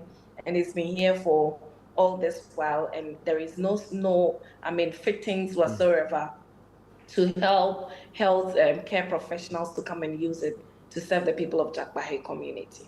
But Shawana, looking at the building right now, it doesn't look like it's close to any residential buildings. How far is it from the people of Jakbahe? So what happened is that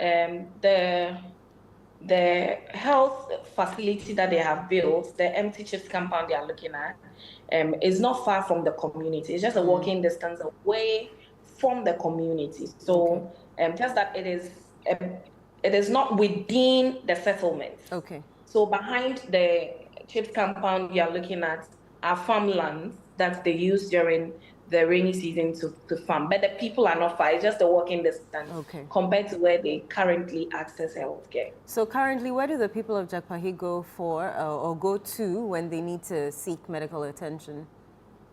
So they tell me that they commute all the way to Tolong to access the Tolong district hospital. In Tolong, there is a beautiful hospital. But the distance from Jakbahe to Tolong is another headache for residents, for women, and most especially for pregnant women who might need urgent health care when the need arises. When you say far, is it about 2 hours, 3 hours? So they tell me if you are walking, you should walk over an hour. Wow. Over an hour to get to the community. The woman I spoke to in the interview. No, sorry. Yes, the woman I spoke to in the interview even tells us that if you are a pregnant woman and you try to access a place, especially if you don't have motorbike or a bicycle that would, transport you to the place and you have to walk, it can take you close to 2 hours to get to the place. Wow. Unbelievable. Yes. This what is about authorities? Really disheartening. Exactly. Yeah. What are they saying? Were you able to speak to anybody in authority, DCE, and anybody in authority as to why the CHIPS compound has been left abandoned?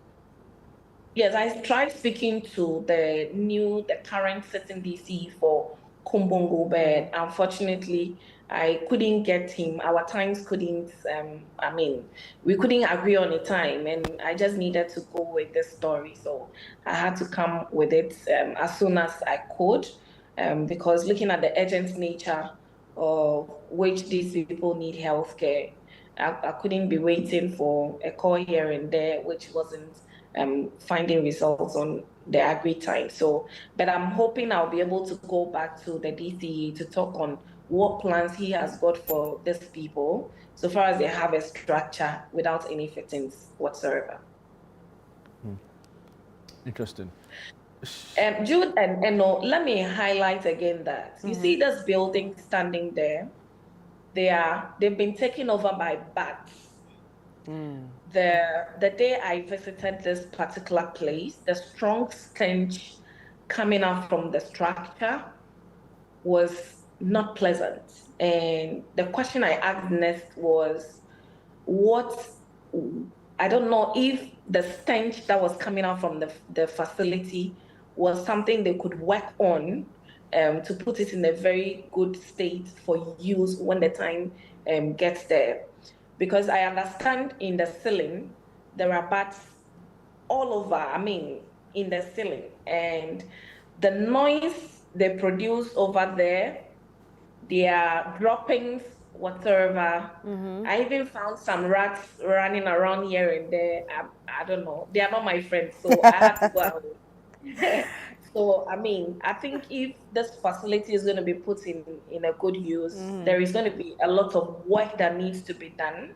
So one of the structure to the left is the facility designated for chiefs compounds. Okay. The one to the right is what is designated for housing for staff who would be working there. But all of them are not in use currently, and the bats have taken over. And you can see the structure is even beginning to deteriorate. Yes, And we don't know how soon they will come back to put it in good use before it finally gets out of hand.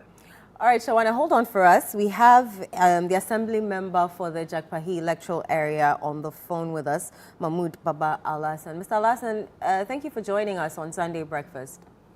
Thank you so much. Mr. Alasan, tell me, this chips compound has been abandoned since December. I'm sure it's a worrying situation for your community members, but have you tried to speak to the DCE as to what they intend to do with this structure?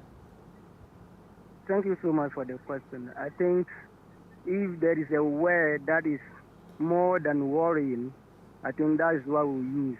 It's a serious situation for the people of Jakpahi electoral area. It is the only health facility in the electoral area. And as at the time it was commissioned, no nurse has even stepped foot to the facility. As we speak, like your correspondent was saying, as we speak, the facility is being taken over by bats and other animals within that vicinity. So it's a serious situation for us, the good people of the Jakpahi electoral area. A lot of effort has been made to follow up for them to come and furnish it. And all has proven, we have not gotten any result as of now. I have followed up on DCE. By the time it was commissioned, we are only having, after the election, we have only MP. We don't have DC because the DC who was there was just going out of power. So there were certain things that he could not have been done. So now I communicate this with our MP. MP assures that when he gets common fund, he will come and furnish the facility. But as at now, no common fund yet, so the facility is still standing like a white elephant. And this is just last Friday, before this ended Friday, I went to the DCE house, and he told me that it is part of their plan this year. So it is part of their budget that they will make sure that it is finished this year. So we are making efforts for the facility to be finished and put to good use. In the interim, our correspondent said your constituents or your people in Jakpahi seek healthcare in Tolong. That must be a dire situation. That must be tiring to walk all the way to Tolong for healthcare. Jakpahi is a rural community. and mostly we are using bicycle, maybe at best motorbikes. And it's not easy. And the road network to even Tolang is no more trouble. Wow. So it's a dire situation for us. You can imagine a pregnant woman, maybe midnight, is in labor, and you have to move the person to Tolang. About an hour riding, even sometimes more than an hour, because the road is not nice. If the road is nice, an hour would have been okay. But it's not nice. So an hour, you cannot use an hour to go to Tolang for health care. So it's just a serious situation for the good people of the Jakpahe electoral area. Mr. Alasan. Yes, please. Sorry, I beg your pardon. Sorry to cut you. Please go ahead.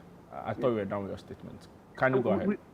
We need people, whether NGO or government organization, who can help us to furnish the facility for us. Because you can't build a nice, you have seen the facility, a nice facility of that, and it's been taken over by bats. As we speak, even if they come and furnish it with everything, the stench that is coming from the facility alone, nurses and people, the patients cannot sit there. Because if you come here to get yourself treated and you are inhaling this kind of smelling, I mean, you will go home with more sick. Wow. So it's just a serious situation for us. Mr. Lassan, the government earlier this year, right? Yes. Actually, just last month, mentioned to us that they intend on constructing 600 chip compounds by the end of the year. Yes, as an electoral area, have you been consulted as to whether this is something you need in your community? And what are your thoughts around this, considering the state of your already existing chip compound? In our case, it is not that the facility is not there. The facility is there, just that it's not finished, or it's not finished as supposed to be, because it should have finished with medical equipment and everything, so that the health workers can move in and start working there. So if you are talking of consultation, this year I have not received any consultation yet. Maybe it's on the pipeline coming, but for now, I've not have any consultation with our DCE with regards to maybe new one to be constructed. If the health minister is watching, what will be your message to him this morning concerning the state of the chip compounds? So if health minister is watching, what I will tell him is that politics is about the people. We should always make sure that the people, particularly the local people, because for some of them, we don't have any other means except those things. So we should not wait till when election is approaching, then we come and rush and do things which is not complete. This hospital in particular, the chip compound, was commissioned on the 6th of December. Can you imagine? A day before election. A day, in fact, it was around 5 p.m. Less than a day to the election. Can you imagine? So the thing is that we are human beings, so we know who has done right, who has done wrong. Even if you build it for maybe 3 years ahead of election, we know that you have provided us with distance. But you will wait till less than a day to election, then you come and provide us, commission a facility, and you cannot even use it. So I will tell health minister that we need the things, health facilities are good for the rural communities. We should not wait till when election is approaching, then we'll rush up and come and finish things. We should always do it as and when it is needed, not when election is approaching. Interesting. So I would plead with the authority in my constituency, my MP, maybe he's listening, my DCE, and then the health minister in particular, even the president. They are listening. They should do well and come and furnish the Jakpahe health facility for us. It is the only health facility in the electoral area. And some other neighboring electoral areas are also using that facility if it is working properly. And one danger is that because it's been closed down, they are saying that the health insurance, they are threatening to withdraw the service there. And the village, we don't have money. So if the health insurance that you are enjoying is being withdrawn, how are we, when they furnish the facility, we cannot even use the hospital again because my people don't have money. They are peasant farmers. You understand? They are peasant farmers. So if they don't finish it on time and they withdraw the health insurance from that clinic, anytime they finish it, we don't even need it because they can access it. We don't have money to access that particular facility. Mr. Alasan, thank you so much for your time this morning. I'm quite sure that your admonishment has gone down well. We'll follow it up with the relevant authorities, particularly the health ministry, to pay attention to the state of the Jakpahi chip compound. NOC, June 30, 2025, government targets construction of 600 chips compound by the end of 2025. And this was the government communications minister speaking. This is his quote. Each district is required to construct 2 new chips compound this year. Altogether, that amounts to about 600 chip compounds in 2025 alone. If we sustain this momentum, we could exceed 2,000 chips compound over the next 4 years. I've heard some medical practitioners say that this is not what we need for the healthcare sector, right? Maybe for certain parts, in certain parts of the country, maybe yes. But in Accra, come to think about the fact that we say a district like Korle-Klottey needs 2 chip compounds, and it was said so vague, in such a vague manner that we don't even know the details. How much is it going to cost the taxpayer? If you put all of it together, is that amount a priority need? Is it worth spending that amount on providing chip compounds? So we've said that, see, there are existing healthcare facilities. They might not want to go into Agenda 111 because of the whole political, brouhaha around it. But for buildings like this, at the very least, they should be the priority. Of course, it was started by another government. Some may say there wasn't enough goodwill shown, right?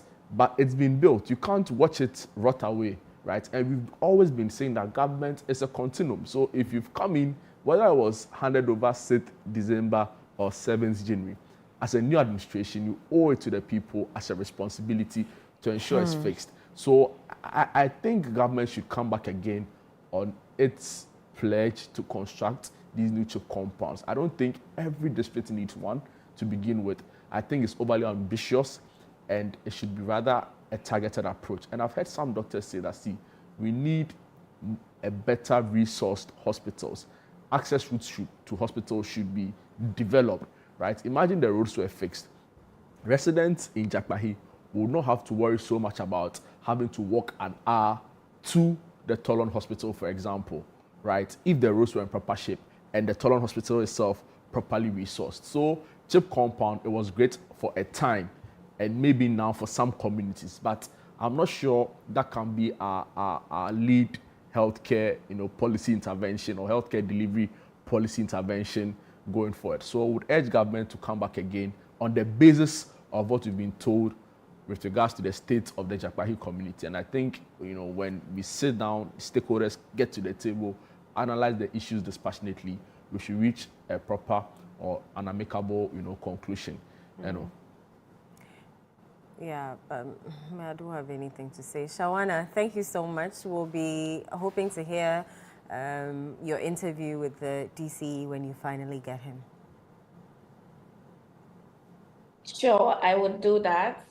I'll bring that to the listeners. Let me take this opportunity to wish Papa a happy birthday. Yes, we'll do that. Thank you so much, Shawana.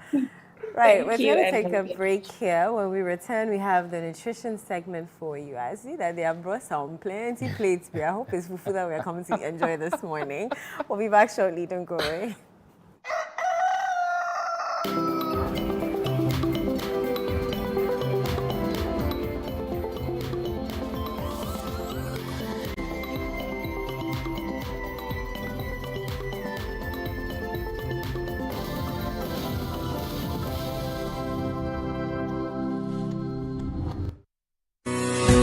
Imagine a place where technology and compassion meet. A sanctuary of health, precision, and trust. At Olive Health Diagnostics and Imaging, we redefine excellence. From advanced ultrasound, X-ray, and CT scan services to accurate laboratory, cardiology, and dentistry, our mission is clear: to provide the care you deserve with accuracy, precision, and speed. Your trusted healthcare partner, Olive Health Diagnostics, always ready whenever you need us. Olive Health Diagnostics and Imaging, redefining excellence in medical diagnostics.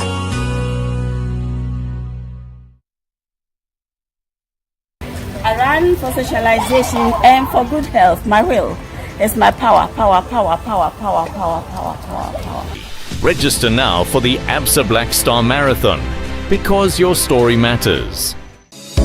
Drowning in deadlines, data running wild. Let's fix this together. Join the evolution. Join the sharpest minds in HR at the HR Connect Conference 2025 on August 8 at the Marvin Peak Hotel, Accra, under the theme Empowering HR Excellence, Leveraging Data, Resilience, and Wellness for a Thriving Workplace. It's not just another conference. It's strategy, tech, wellness, and a few smart laughs too. Panels, keynotes, real talk, and real solutions. Let's lead, connect, and transform the way we work. For further inquiries and bookings, please call on 0541 222 365 to secure your seat. HR Connect Conference 2025. Lead, connect, transform.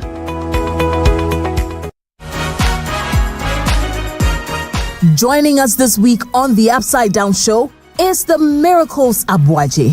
He's seen as one of the powerful communicators for his party. But did you know this about him? So when did you know this, my mother? I think that was somewhere class 4, 5. It was quite interesting. So one of my cousins, I think at that time, who knew, actually insulted me. You know, I think I remember that time he called me a bastard or something. It's okay, it's fine. Of course. I went to the village at that time on vacation. You know, long vacations. Yeah. We go to the village, the cuckoo and all of that. Then we are not the cuckoo. I said, oh, but why is he calling me a bastard? When he found his dad, it was too late. So you never met that man? I never met him. I think the only time I met him, you know, funny enough, was last year, August, September, thereabout. But I met his obituary.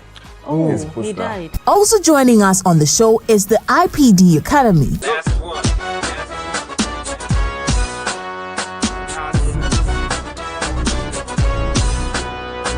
So, make a date with us this Sunday at 7 p.m. prompt, only on Channel 1 TV.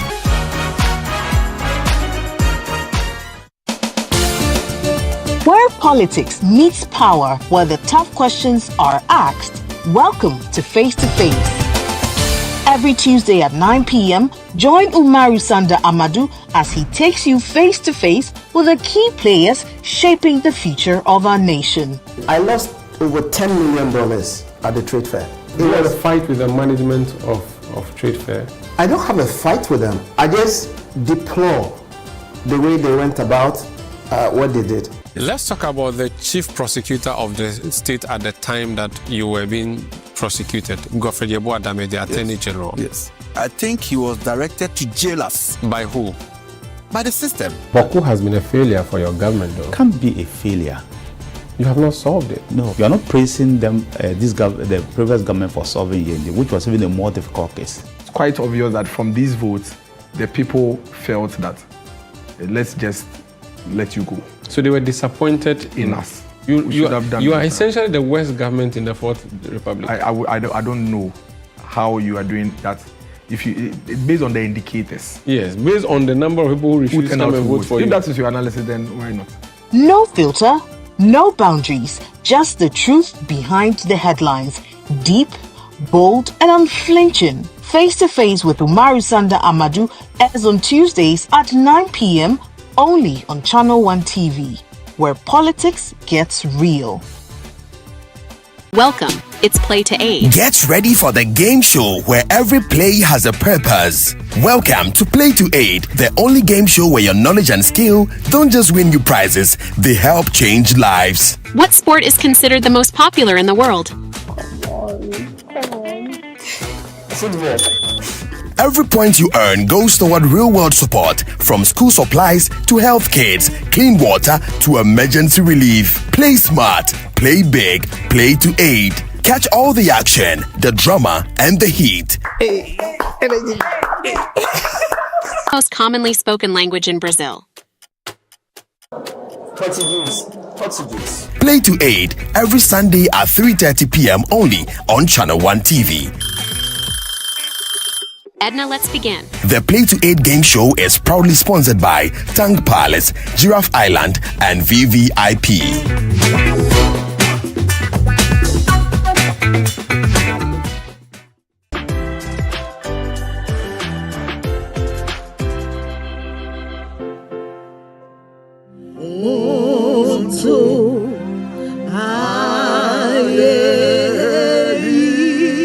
This Sunday, prepare for a divine encounter. Edinam Bright Davis hosts the deeply anointed and ever dynamic Reverend Pajo Makwe on Adoration, a powerful time of spirit-filled worship and praise like never before.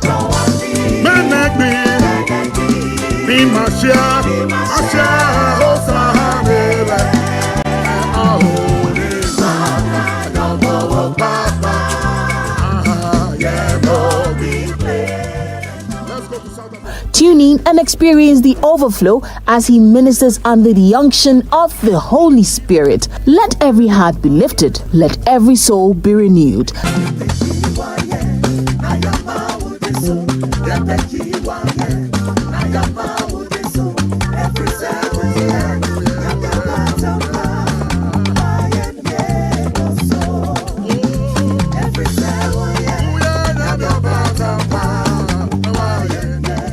This Sunday at 10 a.m.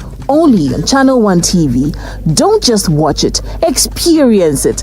Adoration, where the presence of God is real.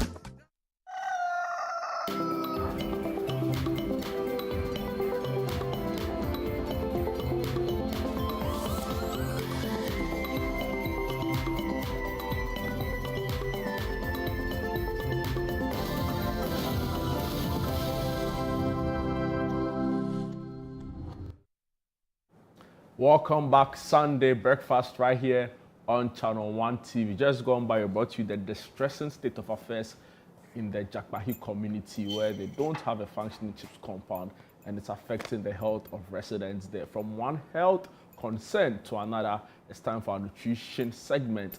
And who else? If we're in Sia Nomanyo, a registered dietitian, you know, she runs her own consult. We'll tell you more about that later on the show. But she'll be taking us through a very important conversation on how to plan a healthy and nutritious plate and all that, you know, you need to make sure that you have a balanced, you know, diet and you can move about healthily. We call her Enna on the show, rightly because, you know, only mothers keep these kinds of things, right? And good morning and welcome to Sunday Breakfast. Thank you very much. Yeah. I'm sure our viewers are wondering what's happening. And I brought plates with nothing in them. Can you imagine? So today we will just understand why the size of the plate is very important. Okay. And next week or next 2 weeks, we'll fill it with food. Okay. Then that you one will we see are that, yes. Okay. It makes I like where you are going with this. Wow. Okay. So this is a dinner plate. Or the regular plate we all use at home. And the standard size is often between 11 and 12 inches. Why is the size of the plate very important? The size gives you the visual quantity of the food you're eating. Okay, so all these varieties are to throw light on the fact that the size of your plate matters, or the size of your bowl. At the US, they will say plan your plate, but for us Africans, especially Ghanaians, we will say plan your bowl because we like the swallows. That's why I brought the bowls to add to the conversation, because Sunday only few homes will be doing plates. Most of us will be doing the fufu, and the asanka, the size of the asanka might be twice this. So ideally, when you visualize your quantity and you think it is small or big, that is the issue. The quantity or the portion of your food affects your health in the sense that they are calories. Most of them, we pay attention even to the starchy carbohydrates. Okay, I will want to emphasize that vegetables are also carbohydrates. So when you say undi inra, you don't chew leaves because like we normally say, they are the healthier version of the carbohydrates. The starchy carbohydrates are dense with lots of calories, okay? And the micronutrients we need for the repair of especially our hearts and other nerves issues, we get them from the vegetables, as we have thrown lots of light on this stage. So today,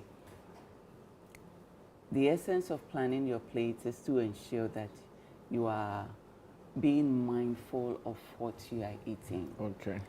Studies or the My Plate, that is a concept at the US, adopted by most health institutions, is supposed to allow you to plan your plate such that you have half of your plates filled with vegetables and fruits. Half of the plate. Half of the plate. Vegetable and fruits. Yes. That's 1/4 each.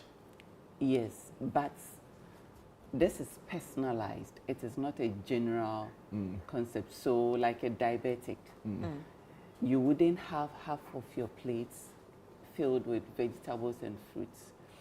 That half, 2/3 will be vegetables and 1/3 fruits, because you are not doing so well on fruits as a diabetic. And that is where or that is why you are not supposed to take it as a general rule, okay?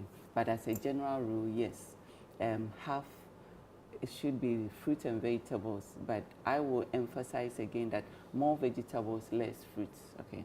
Then the other half should be grains, whole grains. That is where our fufu is, that is where our banku is, that is where the ampesi is.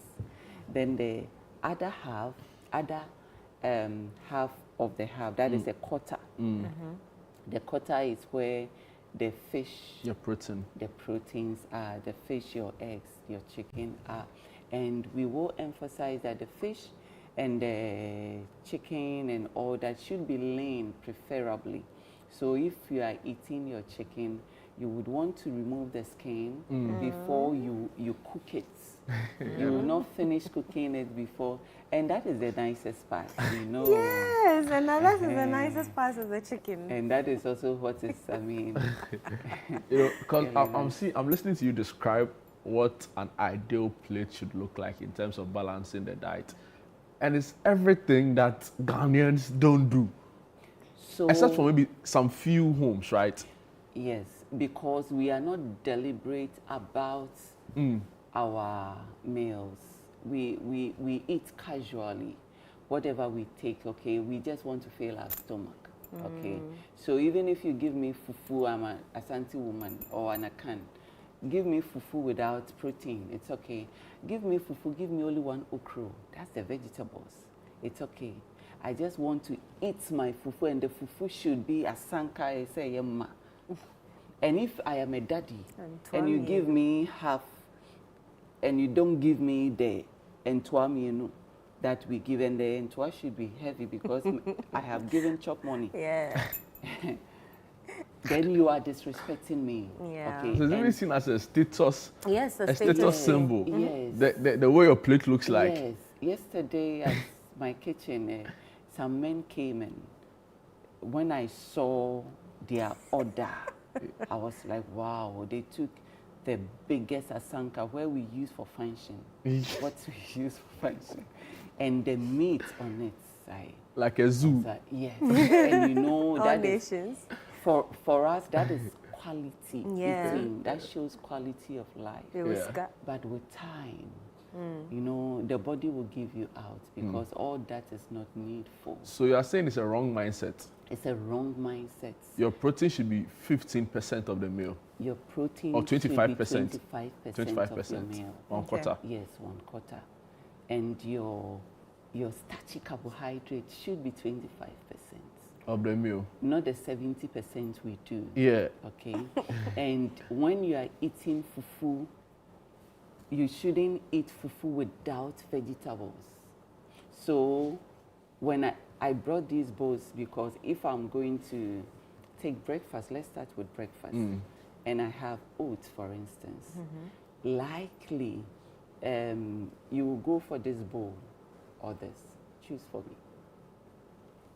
Or this. I'll be honest with you, I'll probably go for this. Because you are a man, okay? And then I will go for, will go for... the same one. Probably. I bet you Eno will probably go for something bigger than mine. That I can tell you for a fact. I was looking for a bigger cup for my beverage, but I didn't get Milo. If you bring my grandma this cup, she'll tell you that I didn't. My mother would take about 3 of this. So what she would tell me is, you bring the kettle. I'll fix it myself. So as it finishes, she will refill and do all that. And that is the usual. And you know, as you are doing that, every refill is taking 1 sachet of Milo. And we are fancies. So I can imagine. it has to be thick. Yeah. And so it is so dense. By the time you are done with about 3 cups, that's the usual, with a loaf of bread, then we have ignored healthy eating. So with time, when she tells me my knee, my this, my that, you know the sauce. Why don't we like vegetables? They weren't incorporated into our, our meals when we were growing up. They don't taste the same. But okra is vegetable. Yeah, even pepper. Even pepper. Next week, my sample will be kinky and pepper. Okay. Okay, how to eat it in a healthy way. And you realize that pepper, when we are eating pepper, it is still the abom concept. Small pepper, and then the big kinky. And so obesity is on the increase. If you are like me, who do not, you might eat everything, but it will not show in your body. You will think that you have the liberty to eat everything, so you ignore healthy eating. But there are slim people with high cholesterol, with heart diseases, with other issues, okay? So the fact that you are slim doesn't mean you can eat anything. Okay. And then we ignore ampesi. When we are serving ampesi, 1 plate should be the apem and the yam, and the other, the bowl. Then there we will go for smaller bowl for the apem. And the plate should be 2, especially when you are serving daddy. Yeah. Okay. And for mommy, probably before mommy is done, she has eaten half of her meal already. Yeah, no, in the cooking stage, she's eating it. When she's done, she'll taste and make sure everything is fine before she sit at table.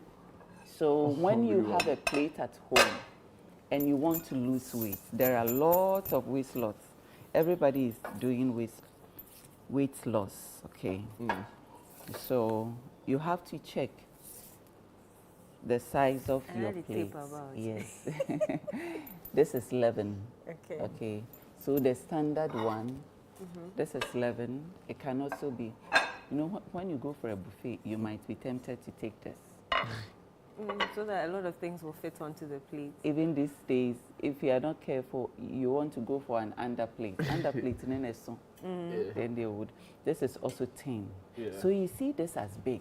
Yeah. But honestly, it's almost the same size as this. And this was 11, right? This was 11. So this is even smaller. Yeah. But this side deceives us. But most of the time as Ghanaians, we fill our plates to the edge. Okay. So when you are trying to lose weight or eat healthy, stay within the deeper side, okay, and let it guide you, so that your half being the vegetables, enough for you, your quarter, and when you are sticking to the quarter being the kinky, you will see that this type of kinky is okay.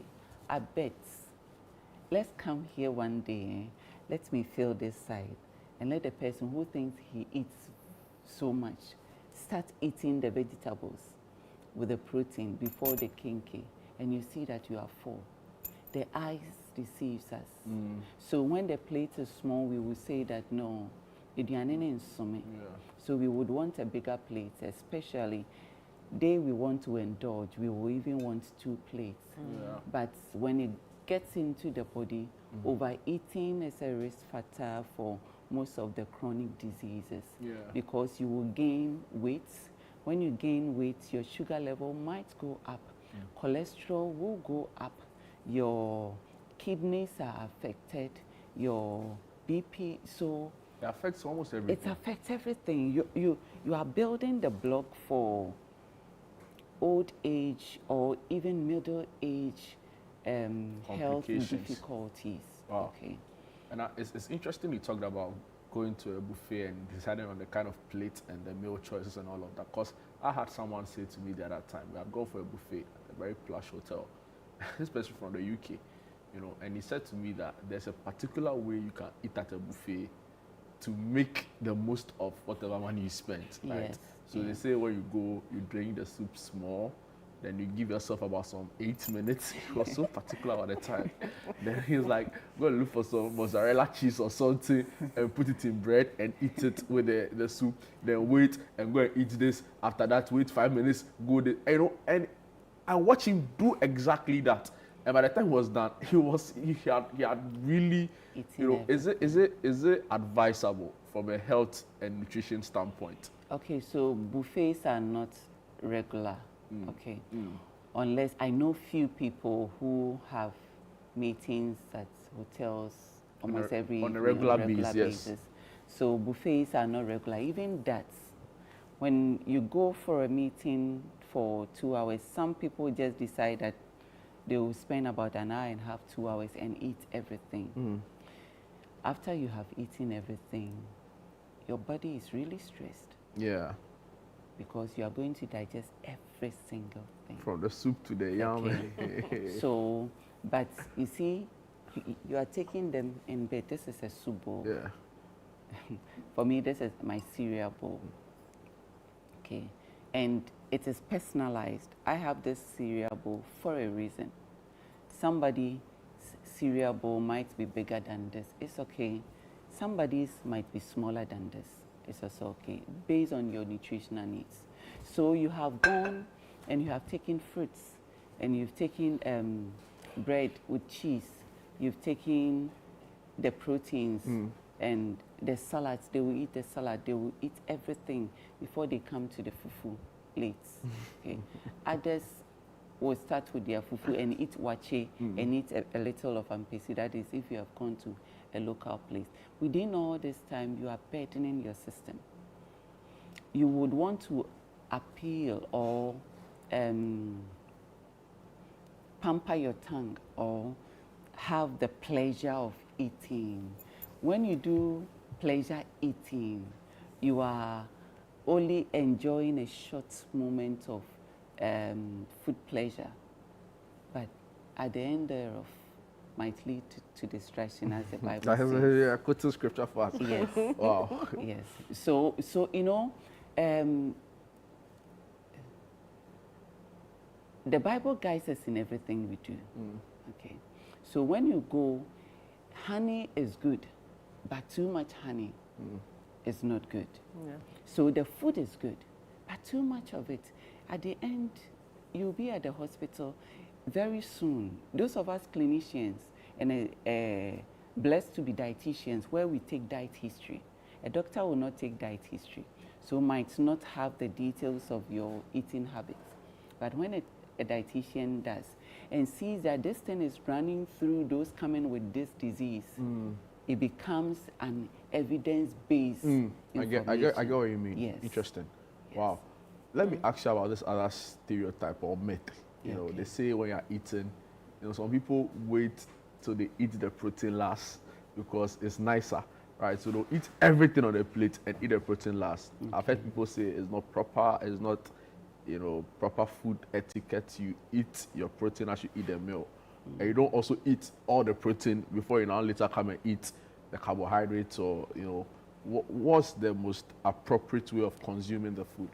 So if you are eating adequate portion, the only thing you should eat last and be okay to leave behind is the starchy carbohydrates. So eat your protein with your vegetables. Okay.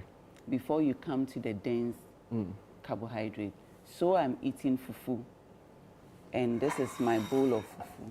Ideally, this is my bowl of fufu. I love soup, okay, and the vegetables.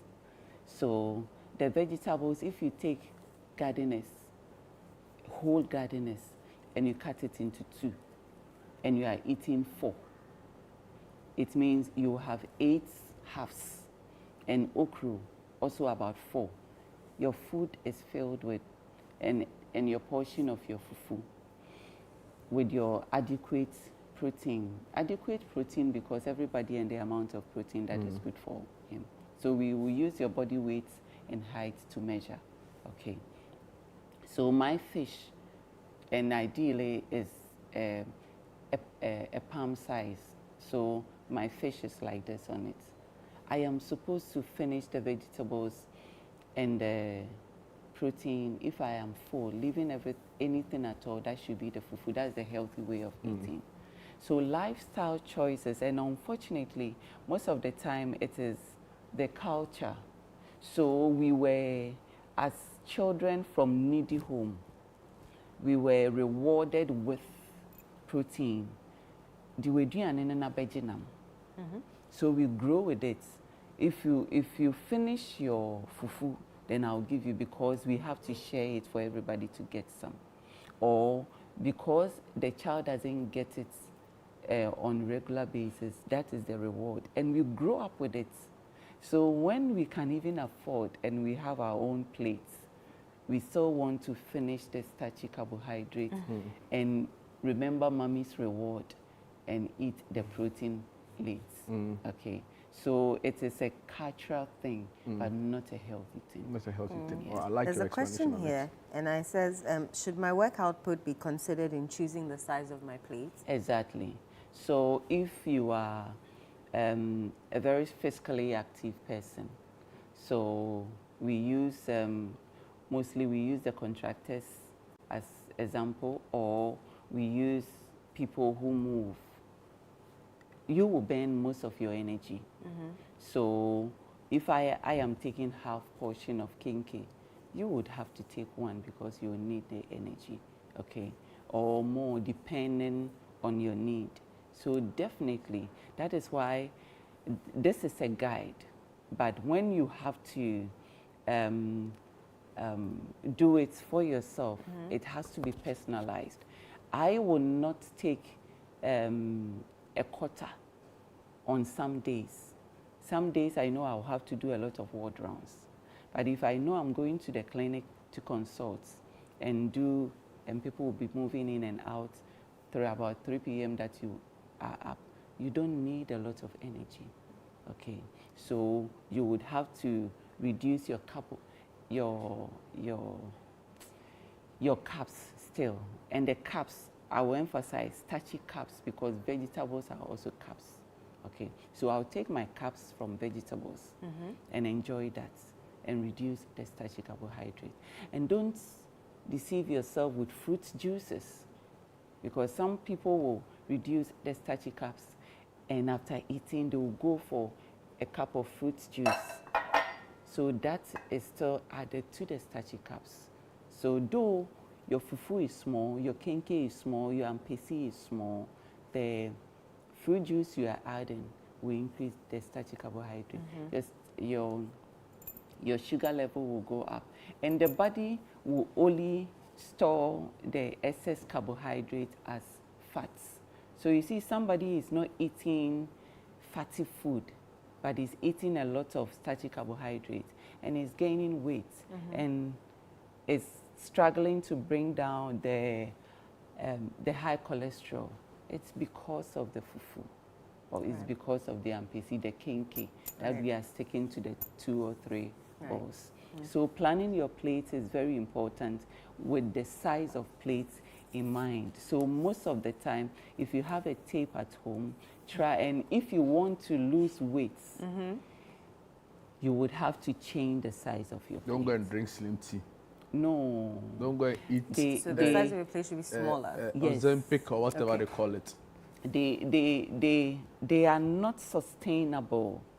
You might drink those teas, and with time your cholesterol will be going up because you are burning the fats stored and leaving it, as you are using it for energy, it leaves high cholesterol behind. Okay, so why don't you eat a healthy, balanced meal that is sustainable? Okay, so with time you will see that you are losing the weight. You will lose the weight. When I'm doing weight loss, the target is 2 kg in a week. If you are doing 5-6 kg a week, that is not healthy. You're losing too much too quick. You are losing too much too quick, and it is not sustainable. Interesting. Okay. So we are only appealing that let's rather stick to a healthy plate, reduce the size of your plate, stay physically active. You can never lose the weight without exercise. Okay, so you drink all the teas and stay very inactive, and it will give you health issues. And I thank you so much. I'm sure we'll continue next week or next 2 weeks on how to plan. Yeah, you're already salivating. Lean fish, yeah, lean fish. You had to add that, lean fish. So we'll continue this conversation next week. But when we return, we have sports. You don't want to go anywhere.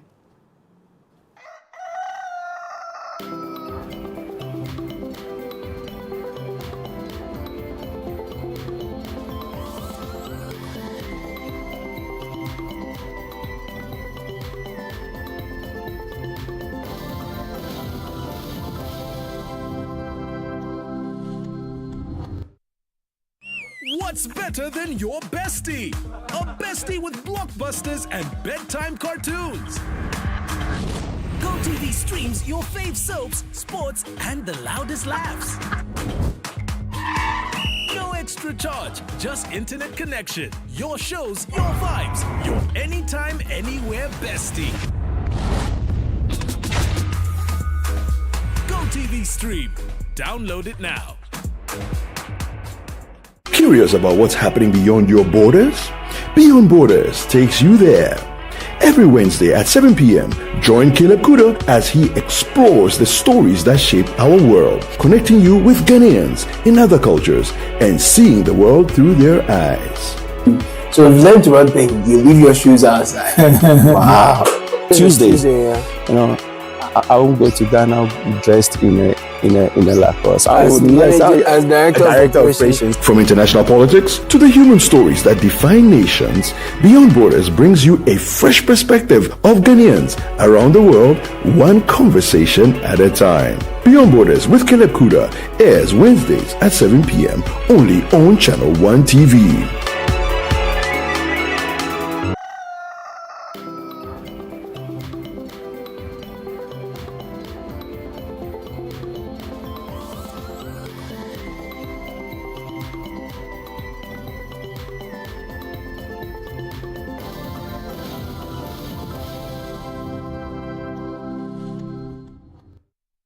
Welcome back, Sunday Breakfast right here on Channel 1 TV with my colleague Eno Safo, my super co-host. Of course, it's now time for sports and Abeku Ochre.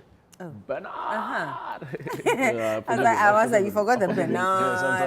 Sometimes it's about the energy, isn't it? So if the energy is a little bit low, we can play that trick. I'm looking for not take all. They sang the energy. I tell you. I was telling Edo today. But that was some fantastic stuff you did there. Thank you, Look, my brother. I've heard people say whatever they want to say, but I think you did a fantastic job. Yeah. What you saw is what you told the people, and it was clear. Yeah, it was clear. Yeah, that's it. And that's report side. Those are factual statements. You made it. I don't care what you say under there, No, because you're not there. No, you're not there. I'm there. I'm reporting. And whatever you saw was what you said. Simple. Good job. But I'm grateful. A lot of people have reached out to me, and I really appreciate the show. Supporting. And this is not the first time. Look, you met Alexander Fenyama. He's a guy because he's strong and takes his stance. Let's talk about it. Our black queens were in top form. All of a sudden. Our black queens. Because you were doing some advocacy for them on the show. I was. I feel you. Now I'm sweating. So I'm not blaming the girls. I'm blaming the coach. I'm not find anything. You tell me. Look, because when we're being coached by a lady. Yeah, Nora Hoodler. Yeah, Nora, we were doing well. We qualified. Do this. Oh no, I'm not doing gender war or anything. Why you say that? I'm not doing gender war. I'm just saying that when we were being coached by Nora, we qualified. You said we were being coached by a woman. A woman, Nora, because I couldn't remember her name. Ain't Abrantia now, Makopana Bad. $2,000 or Sadena Nora. You guys didn't give it to her. And you want to bring him what? How much is he being paid? Where did you get him from? What is he doing with our black queens? Like it's okay to explain. I'll decide to stay on the last, the last question. What is he doing with the black queens?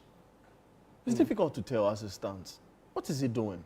We do not see any. Look, I'm a man of systems and play. I love to play around that word because it evolves as the years comes by and what have you. Systems they are the basic rudiments of the game, if you want, because about your passing rhythm is about how you dictate pace or how you advance play. We don't see this from the black queens, and he's just been in the helm for 4 months, so for nothing at all. Some resemblance of what Nora was or had instituted into the girls should show, but we are not seeing it. And it's sad. Why? Because the queens were super excited with Nora. They came to understand Nora's approach and style of play. Yeah. At the point, Nora was begging for, look, the FA did well, paid Nora's, paid for her accommodation, paid her salaries or allowances, or if you want, but to bring us back about 4 steps, that's sad. I think we've been sent back. What you saw in the game against Mali and against South Africa, was that pleasing enough? So we are out of the competition. No, we're not out of the competition. Look, we have a point. We are all but out. Oh no, don't do that. This is to do our calculation. Yeah, this is where win this one and win this one, and hope that this one will lose this one. We have Tanzania to play. Mali, you've got 4 points. South Africa has gotten 4 points as well. And we have a negative, in terms of goals. Yeah. So what it means is that the Tanzanians are not cheap. Look. Exactly. So if you can't beat them, they are out. They're good side. And if we say that we played better, I've listened to the coach. He says if we play the same way we did against Tanzania, we did against Mali. Mali, okay.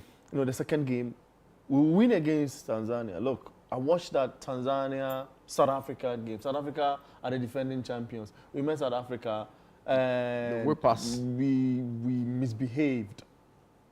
So if we are saying we're going to beat Tanzania, it should be an A game. We should really come out, and play top quality football. Even our passing serve, there's a problem. We've gotten a good player in Boy. Boy plays at the number 10 position, sitting behind Bedu and Priscilla Bodua, and occasionally draws deeper, pick balls, go go wide, and then sends the ball in the net. But anytime he sends the ball in the area, there's no proper connection. The only connection is what resulted in Bodua's goal. What I'm saying is that these girls are individually talented. Bodua won the Footballer of the Year at the Football Awards. I was there. You know, she's played good football this season.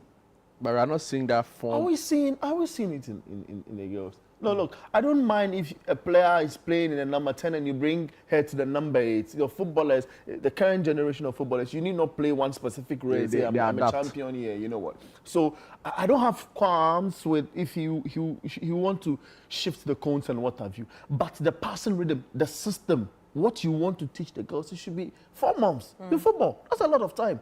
We should see the girls play that. And I'm disappointed in Kim. I'm disappointed because he should just show the clips of Nora to the girls.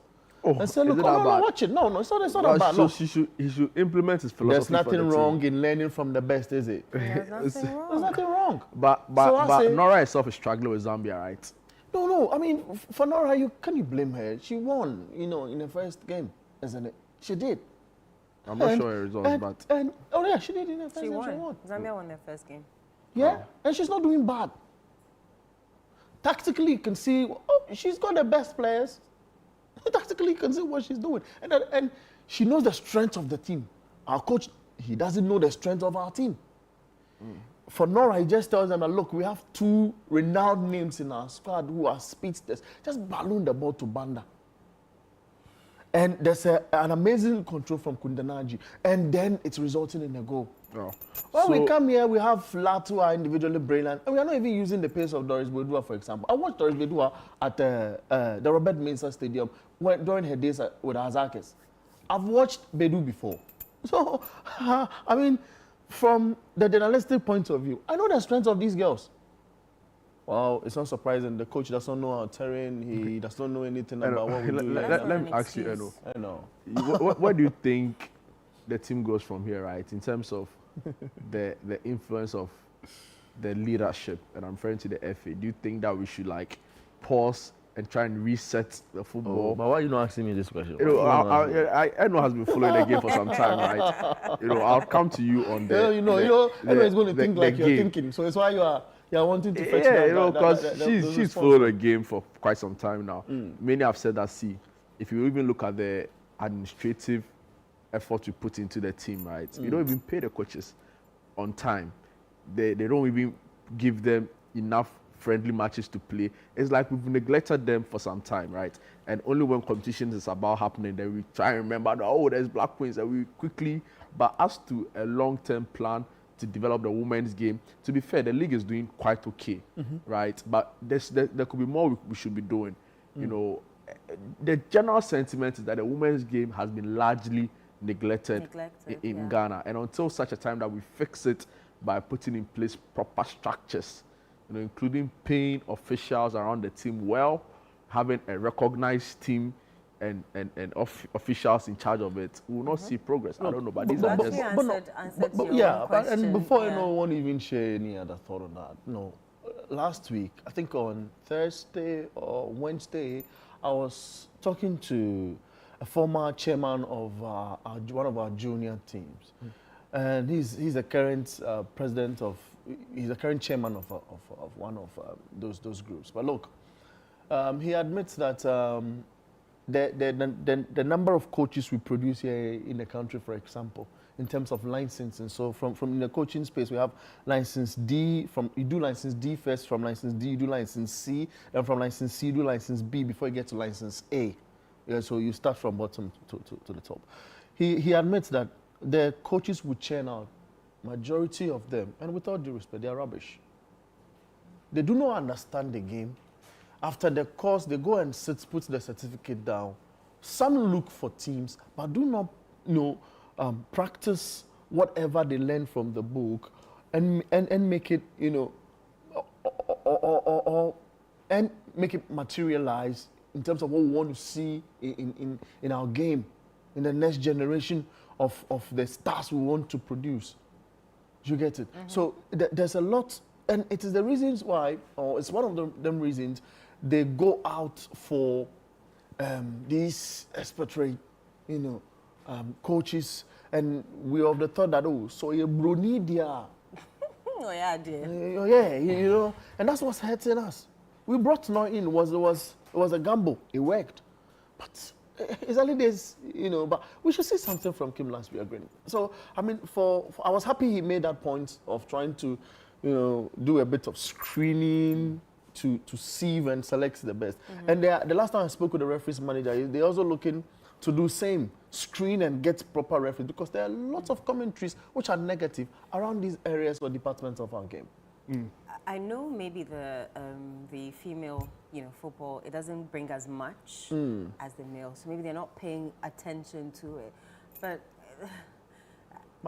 CAF is doing it now. Yes, they are. So, but so I would we want have to see, do it internally. Yes, we also have to do it internally. Yeah, because I would like to see, you know, the amount of energy, the amount of resources, maybe not the same amount of resources channeled into the women, but a little bit more time, resources spent with the women's football, because they're doing more and even better, at least for me, than what the Black Stars have been doing in the past couple of games. Norris time. During Norris time, but this one. and I've asked so many sports guys, nobody has been able to tell me how much Kim is taking. No, is it that we don't know? It hasn't been put out there? It's not, because if it matches up to what Nora was asking for, then I'd be very disappointed. No, it will not be what Nora, you know, was asking for, and I stand to be corrected, because when I tried to find out, I was not told, but I'll fetch that. I'll get the answer. I'll get the answer. So when is our next game? Tomorrow. Okay. With Against Tanzania. Yeah. What time? I need to check the time. It's 4. The last time I checked this 4. Yeah, cool. I need to. Yeah, I think 8 p.m. UTC time and 7 p.m. 7 p.m. in Ghana. 7 p.m. Last game, so all played concurrently. Today there's a big final. Who wins it? Senna. Time is fast spent. Time is fast spent. Yeah. It's between 22 years old and 23 in their in their prime age of the game. As in the average age of both teams, right? No, I mean, okay, you're talking about the FIFA Club World Cup. I thought you were talking about the Wimbledon final, the men's singles. But look, for Chelsea, it's difficult. This is PSG. They are looking to win their fifth trophy in the campaign, and for Chelsea to add up to the Conference League. And it's pressing, but it's difficult to tell. I feel PSG will win it. I know it's not going to. Look, you do not like that. They play much more as a team, and individually they are smarter and intelligent. Their pressing level or levels is, if you put Chelsea's pressing in rating, I love ratings too. So if you put Chelsea's pressing in rating and you put PSG's is like 89% in terms of pressing in the opposition half. And for Chelsea, I'm sorry, it will be about 67% or what have you, because they are learned, because there are a lot of young people who are trying to understand the coaches. But they're a team that they come up with surprises as well. Now, you cannot write Chelsea out and say, look, Chelsea are not good. It is going to be a final to watch. And I promise you, I think Chelsea will win it, but we'll see how it goes. I know. Wow. There's some birthday messages. Absolutely. Should we start with the big one, or should I read the ones that we have, and then we end with the big one? The big one. So let me read this one first. So from the Osesibe family, we want to wish Lady Pastor Bernice Annabelle from Shine Ministry Global a happy birthday. Your siblings wish you a happy birthday. Age gracefully, woman of God, we love you. Another one here. Happy birthday to the ever amazing Winky. You are cherished, adored, and loved. We will be there with you to celebrate on this great day of happiness. This is from your family and friends. Who did the second one go to? Winky. Winky. You know the person? No. Okay. The name sounds interesting. Yeah, Winky.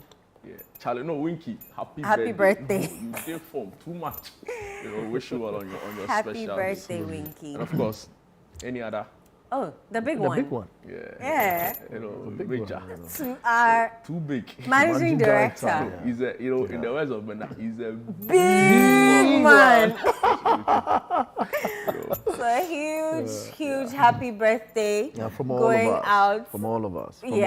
From all of us here, going out to Samuel Atta Mensah, better known as Cement. And he's our managing director. We call him the papacy. You know, he knows everybody's individual talent. You go and do this. When he comes to say, okay, so we're doing a Sunday breakfast, it's not like he's asking you. He's telling you. He's telling you. But he knows that you can do it because he's that good at what he does. He's built City and Channel 1 TV to where it is right now. I owe everything to. That's true. You know, and we are I mean, grateful I mean, for his all of us, leadership. isn't you it? know, I'm really grateful for his leadership, and I pray that God will protect him. You know, so his age, the strength will increase. You know, and pray for strength for him on this special day. Mr. Samuel Atambenza. No, I'm waiting for the song. To you, happy birthday, happy birthday, happy birthday to you. May God bless you now. May God bless you now. Now. May God bless you now. May God bless you now. Happy birthday, the papacy. Hooray! Happy birthday, Samuel. Happy birthday, God Samuel. bless you so much. We love you so dearly. Yeah, we love you. We love you. We love you, Samuel Atambenza. Yeah, so that's our show. Yeah. And we'll definitely see you again next weekend, bright and early. But do join Breakfast Daily tomorrow, Monday, and stay with Channel 1 TV. We have so much for you. Bye.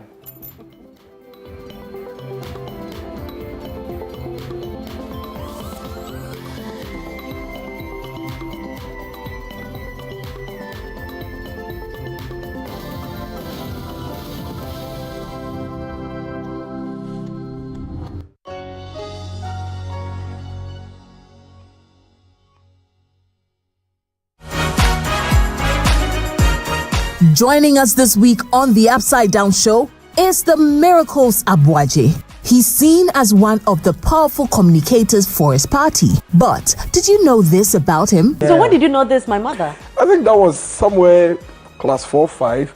It was quite interesting. So one of my cousins, I think at that time, who knew, actually insulted me. You know, I think I remember that time he called me a bastard or something. It's okay. It's fine. Of course. I went to the village at that time on vacation. You know, long vacations. Yeah. We go to the village, the cuckoo and all of that.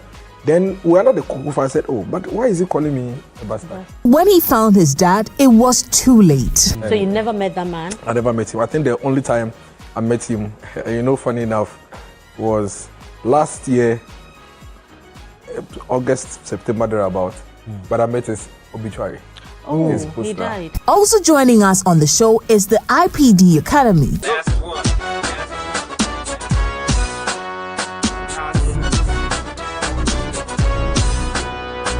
So, make a date with us this Sunday at 7 p.m. prompt only on Channel 1 TV.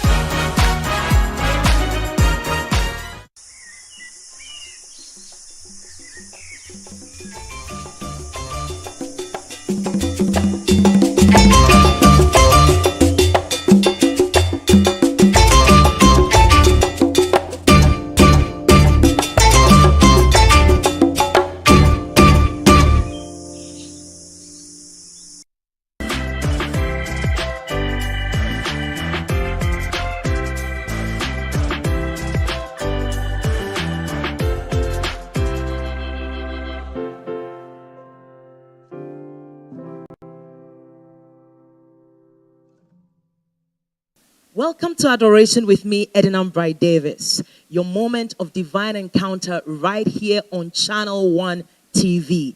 It's a time to join us to lift up your hearts and hands in adoration to the King of Kings, blessing him for his goodness, his mercy towards us. We're going to take a quick break, and when we come back, I'll tell you who our very special guest is for today.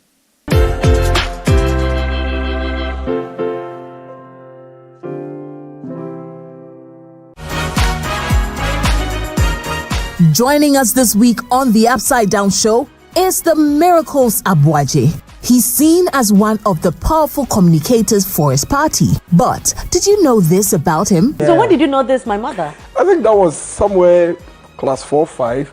It was quite interesting. So one of my cousins, I think at that time, who knew, actually insulted me. You know, I think I remember that time he called me a bastard or something.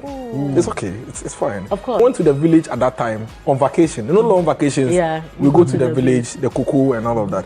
Then we are not the cuckoo. I said, oh, but why is he calling me a bastard? When he found his dad, it was too late. So you never met that man? I never met him. I think the only time I met him, you know, funny enough, was last year, August, September thereabout.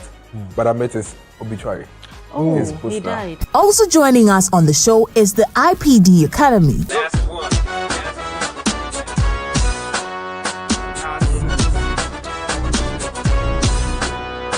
So, make a date with us this Sunday at 7 p.m. prompt only on Channel 1 TV.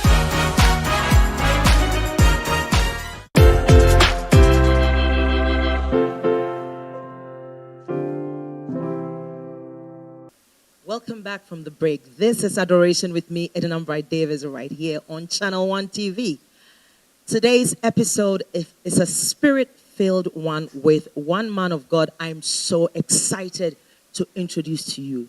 This is Reverend Pajo Makwe. Reverend PJ. Reverend PJ Makwe. You're most welcome to Adoration. Thank you very much. I mean, between you and I, we know we've been trying to do this for a while. Mm-hmm. And I'm just excited to introduce you to our audience all over the world. And we can't wait to have you minister to us. He's here with the team. They're ready. And just stay tuned. Don't go anywhere. You're going to be blessed. Let's enter into worship. Thank you.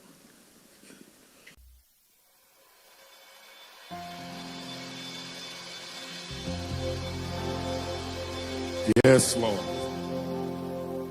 Yes, Lord.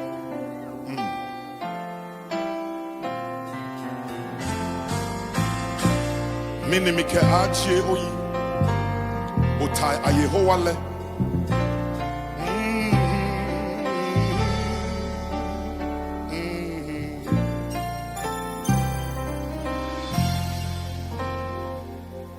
Many mike achie oyi otai ayehowale ngo omumo lehe walen o hanyolo kejewen ejakemi nyenhe mashe boni sao nyamso mole toi abe abo ikeshi da